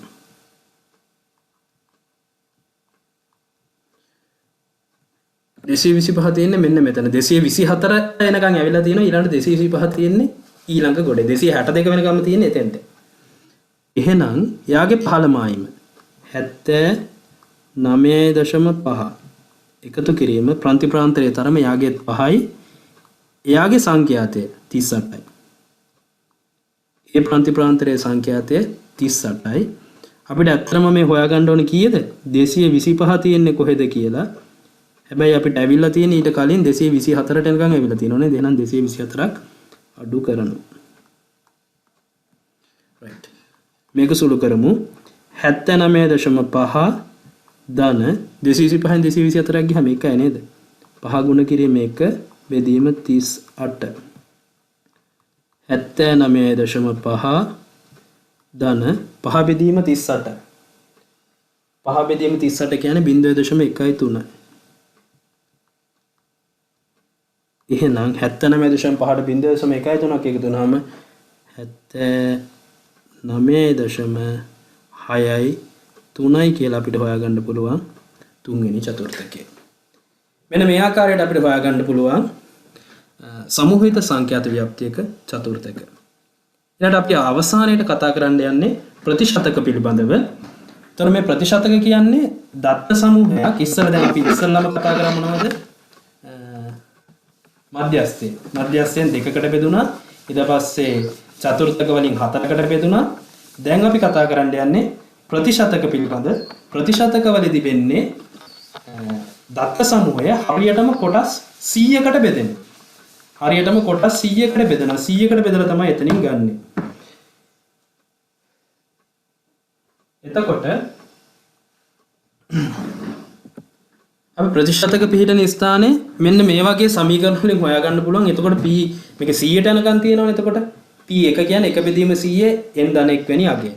p50 කියන්නේ 50 බෙදීම 100 n ධන 1. p50 කියන්නේ ඇත්තටම මධ්‍යස්ථය. මැද අගයනේ. එතකොට p25 කියන්නේ පළවෙනි චතුර්ථකය. p75 කියන්නේ තුන්වෙනි චතුර්ථකය. එතකොට p73 කියන එක හොයාගන්න පුළුවන්. 73 බෙදීම 100 n ධන 1 වෙනි අගය. අපිට ඕන කියන්නකො p45 කියලා. කොහොමද හොයන්නේ? 45 බෙදීම 100 වාරයක් n ධන 1 වෙනි අගය. ඒ තියෙන තැනින් හොයාගන්න පුළුවන්. උදාහරණකින් බලමු. ඔන්න තියෙනවා. අපි මේකේ හොයමු. මෙයාගේ අපි එකතු කරපුවා මේ තියෙනවා ඔක්කොම 15ක් නේද? n සමානයි 15යි. අපි මේකේ හොයමු p30 හොයමුකෝ. p30 තියෙන තැන කොහොමද? ඔක්කොම 15යි. මෙයාගෙන් 100ට 30ක් තියෙන තැන තියෙන්නේ. මම 15 ගුණ කරනවා 100ට 30න්. එතකොට එනවා බිඳුවට බිඳුව කැපුණා. 45 බෙදීම 10 කියන්නේ 4.5 වෙනි දත්තය. 4.5 වෙනි දත්තය. 4.5 කියන්නේ 4යි 5යි. එහෙනම් 4.5 යන්න නම් මට කොහොමද වෙන්නේ? මම ඉස්සෙල්ලා කියලා දුන්නා. මට ඕනේ 4 වෙනි දත්තය. 4 වෙනි දත්තය ඕනේ 5 වෙනි දත්තය ඕනේ. එහෙනම් මම 4 වෙනි දත්තය හොයමු. 1 2 3යි 4යි 5 වෙනි දත්තය ආයක 4 වෙනි දත්තය 5යි 5 වෙනි දත්තයත් 5යි. එහෙනම් ලේසි වැඩේ. එහෙනම් p30 කියන්නේ කීයද? ආයකතු කරලා බෙදන්න දෙයක් නැහැ. ඒ අතර තියෙන ඔක්කොම 5යි. p30 මට එනවා 5ක් විදිහට. අපි තව එකක් හොයමුකෝ. අපි p70 හොයමුකෝ නිකම්ම බලන්න. p70 කොහොමද හොයන්නේ? තියෙන තැන හොයමු ඉස්සෙල්ලා. ඔක්කොම 15යි n. මේකෙන් 70ක් අපි හොයන්න ඕනේ. බිඳුවට බිඳුව කපමු. 15ක් 7 105යි. 105 බෙදන්න ඕනේ 10න්. එහෙනම් 10.5 වෙනි දත්තය. හරි. දැන් අපි හොයමු 10.5 වෙනි දත්තය හොයන්න. මට ඕනේ 10 වෙනි දත්තය ඕනේ 11 වෙනි දත්තය ඕනේ. 10 වෙනි දත්තය හොයාගමු. 5 වෙනි දත්තය හරි 6 7 8 9 10. 10ත් 7යි 11ත් 7යි. වෙලාවට ඒකේ දෙකම 7යි. එහෙනම් අය අමුතුවෙන් හොයන්න දෙයක් නැහැ. p70 කියන්නේ කීයද? 7ම තමයි. ඔය විදිහට අපිට පුළුවන් ඕනෑම ප්‍රතිශතකයක් හොයන්න. ඔය ක්‍රමයටම තමයි අපිට හොයන්න වෙන්නේ. ඕනාගයක් p60 නම් 15 160න් ගුණ කරා ඊට පස්සේ තියෙන දන හොයන්න තියෙනවා. අපි ඊළඟට බලමු අසමූහයේ සංඛ්‍යාත ව්‍යාප්තියක ප්‍රතිශතක කොහොමද හොයන්නේ කියලා. හරි. ඒකත් ওই විදිහම තමයි. අපි මේකේ උදාහරණයක් විදිහට අපි කීපයක් හොයමුකෝ. එතකොට පැහැදිලි. මෙයාගේ අපි ඉස්සලාම n තියෙනවා කීයද? ඔක්කොම 46ක් තියෙනවා. එහෙනම් අපි ඉස්සලාම හොයන්න යමුකෝ. මේකේ 60 p60 හොයන්න යමුකෝ. p60 පිහිටන ස්ථානේ හොයනවා. කොහමද? 46 ගුණ කිරීම 160. නේද? 46 6න් ගුණ කරපුවාම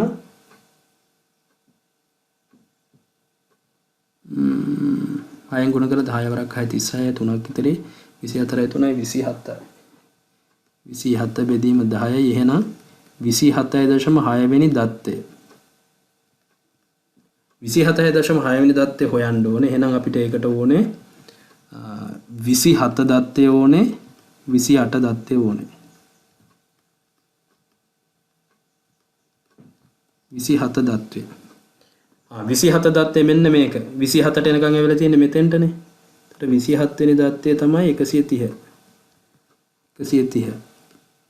28 ඉඳලා 43 වෙනකම්ම තියෙන 140 ඒවා. 28 කියන්නේ 140. එහෙනම් මට පුළුවන් p60 හොයන්න. කොහොමද? 27 වෙනි දත්තේ 130යි ධන ඊට පස්සේ 27.6 නේ. එහෙනම් 0.6ක් ගන්න ඕනේ කාගෙන්ද? මේ දෙන්නගේ වෙනසෙන්. 140 රෙන 130. එහෙනම් 130 ධන 0.6 ගුණ කිරීම 10යි. 130 ධන 6යි. උත්තරේ 136යි. තවත් එකක් අපි අවබෝධය සඳහා හදමු. අපි p45 වගේ එකක් හදමුකෝ. p45 තියෙන තැන හොයමු. n කියන්නේ 46යි. මේකෙන් 145ක් පිහිටන තැන තියෙන්න ඕනේ. 46 45න් ගුණ කරපුවාම කීයද? 2205ක් එනවා. 2205 බෙදන්න ඕනේ 100න්. එහෙනම් 22.05 වෙනි දත්තය. එහෙනම් මට හොයාගන්න ඕනේ 22 දත්තය ඕනේ 23 දත්තය ඕනේ. ඊට පස්සේ අපිට 22.05 හොයන්න පුළුවන්.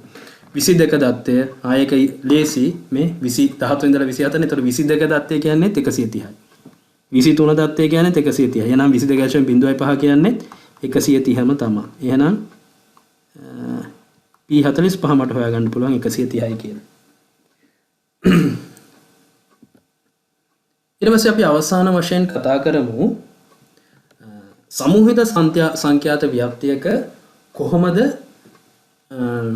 ප්‍රතිශතක හොයන්නේ කියලා. එතකොට k වැනි ප්‍රතිශතකය අපිට පුළුවන් මෙන්න මේ සමීකරණය හොයාගන්න. එතකොට 100ට p50 නම් මෙතෙන්ට 50 දාන්න ඕනේ. මෙන්න මේ සමීකරණයට ආදේශ කරලා මට හොයාගන්න පුළුවන්. සමීකරණ නැතුවත් අපිට හදාන්න පුළුවන්. දැන් ඔය හැදුව ක්‍රමයට අපි බලමු හදලා. මෙන්න උදාහරණේ කලින් උදාහරණෙමයි. අපි මේකේ කීපයක් හදමු. මොනවා හරි හදමුකෝ p කීය වගේද?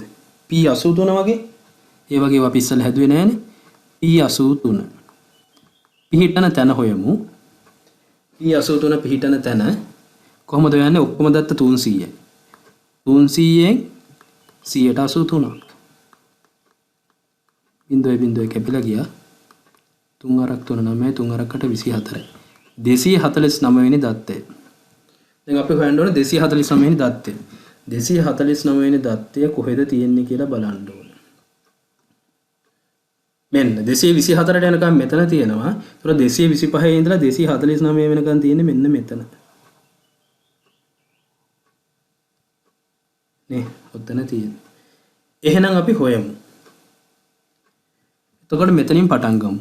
P83 මෙයාගේ පහළ මායිම කීයද? 79.5. ධන පන්ති ප්‍රාන්තරයේ තරම 84න් 79ක් ගියම 5යි.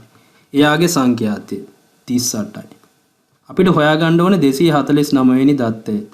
ඊට කලින් ඇවිල්ලා තියෙනවා කී වෙනි දත්තය වෙනකන්ද? 224 වෙනකන්. මේක සුළු කරන්න තියෙන්නේ 79.5 ධන 5 ගුණ කිරීම 249 224ක් ගියාම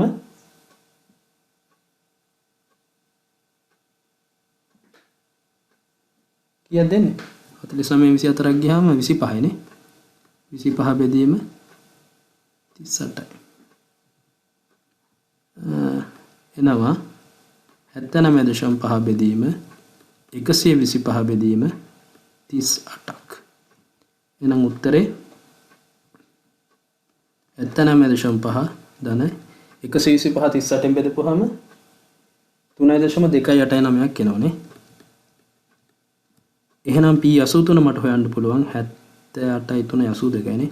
82.789ක්. රයිට්. තව එකක් හොයමුද? අපි දැන් දන්නවා මේ අපි Q2 කියන්නේ මැදාගේනේ. අපි මේක කලිමුත් හෙව්වා මේකටම. ඒ කියන්නේ P50 නේ. අර කලින් ආපු උත්තරේ මෙනවද බලමුද? එහෙනම් P50 තියෙන තැන හොයමු. P50 තියෙන තැන හොයමු. කොහොමද වෙන්නේ? 300 ගුණ කිරීම 150. කියන්නේ 300 150 කියන්නේ 150. දැන් 150 තියෙන තැන මෙතනින් හොයමු. 150 තියෙන්නේ මෙතනනේ. මෙන්න මේකේ තමයි 150 තියෙන්නේ.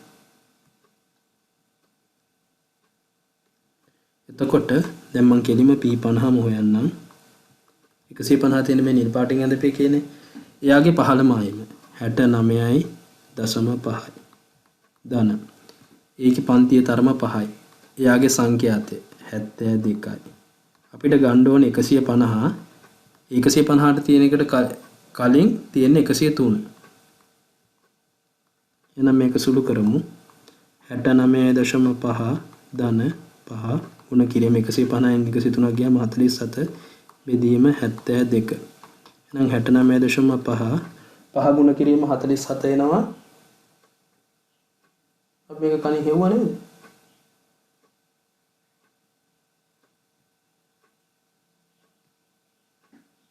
දෙසිය 35ක් නේද? 235 බෙදන්න ඕනේ 72කින්. එතකොට 69.5 ධන 235 72කින් බෙදපුවාම එනවා 3.26ක්. එහෙනම් අපිට උත්තරේ හොයාගන්න පුළුවන් 72.76යි කියලා. ওই විදිහට තමයි අපි චතුර්ථක හොයන්නේ. චතුර්ථක නෙමෙයි ප්‍රතිශතක හොයන්නේ. හරිද? එතකොට අද මේ කොටසින් අපි සාකච්ඡා කරේ සංඛ්‍යාන විද්‍යාව කියන්නේ මොකක්ද කියලා කෙටියෙන් අඳුරගෙන ඉවර වෙලා සංඛ්‍යාත ව්‍යාප්තියක් සකස් කරන හැටි පුරුදු වෙලා එතනින් අපි කතා කරා කේන්ද්‍රික ප්‍රවණතා මිනුම් පහක් පිළිබඳව. මධ්‍යස්ථය මාතේ මධ්‍යස්ථය මධ්‍යන්නේ ඊට පස්සේ චතුර්ථක සහ ප්‍රතිශතක පිළිබඳව අපි කතා කරා. මම හිතනවා යම් අවබෝධයක් ඔබට මේ පිළිබඳව ලැබෙන්න ඇති කියලා. ආඩම හා සම්බන්ධ වීම පිළිබඳව ඔබට බොහොම ස්තුතියි.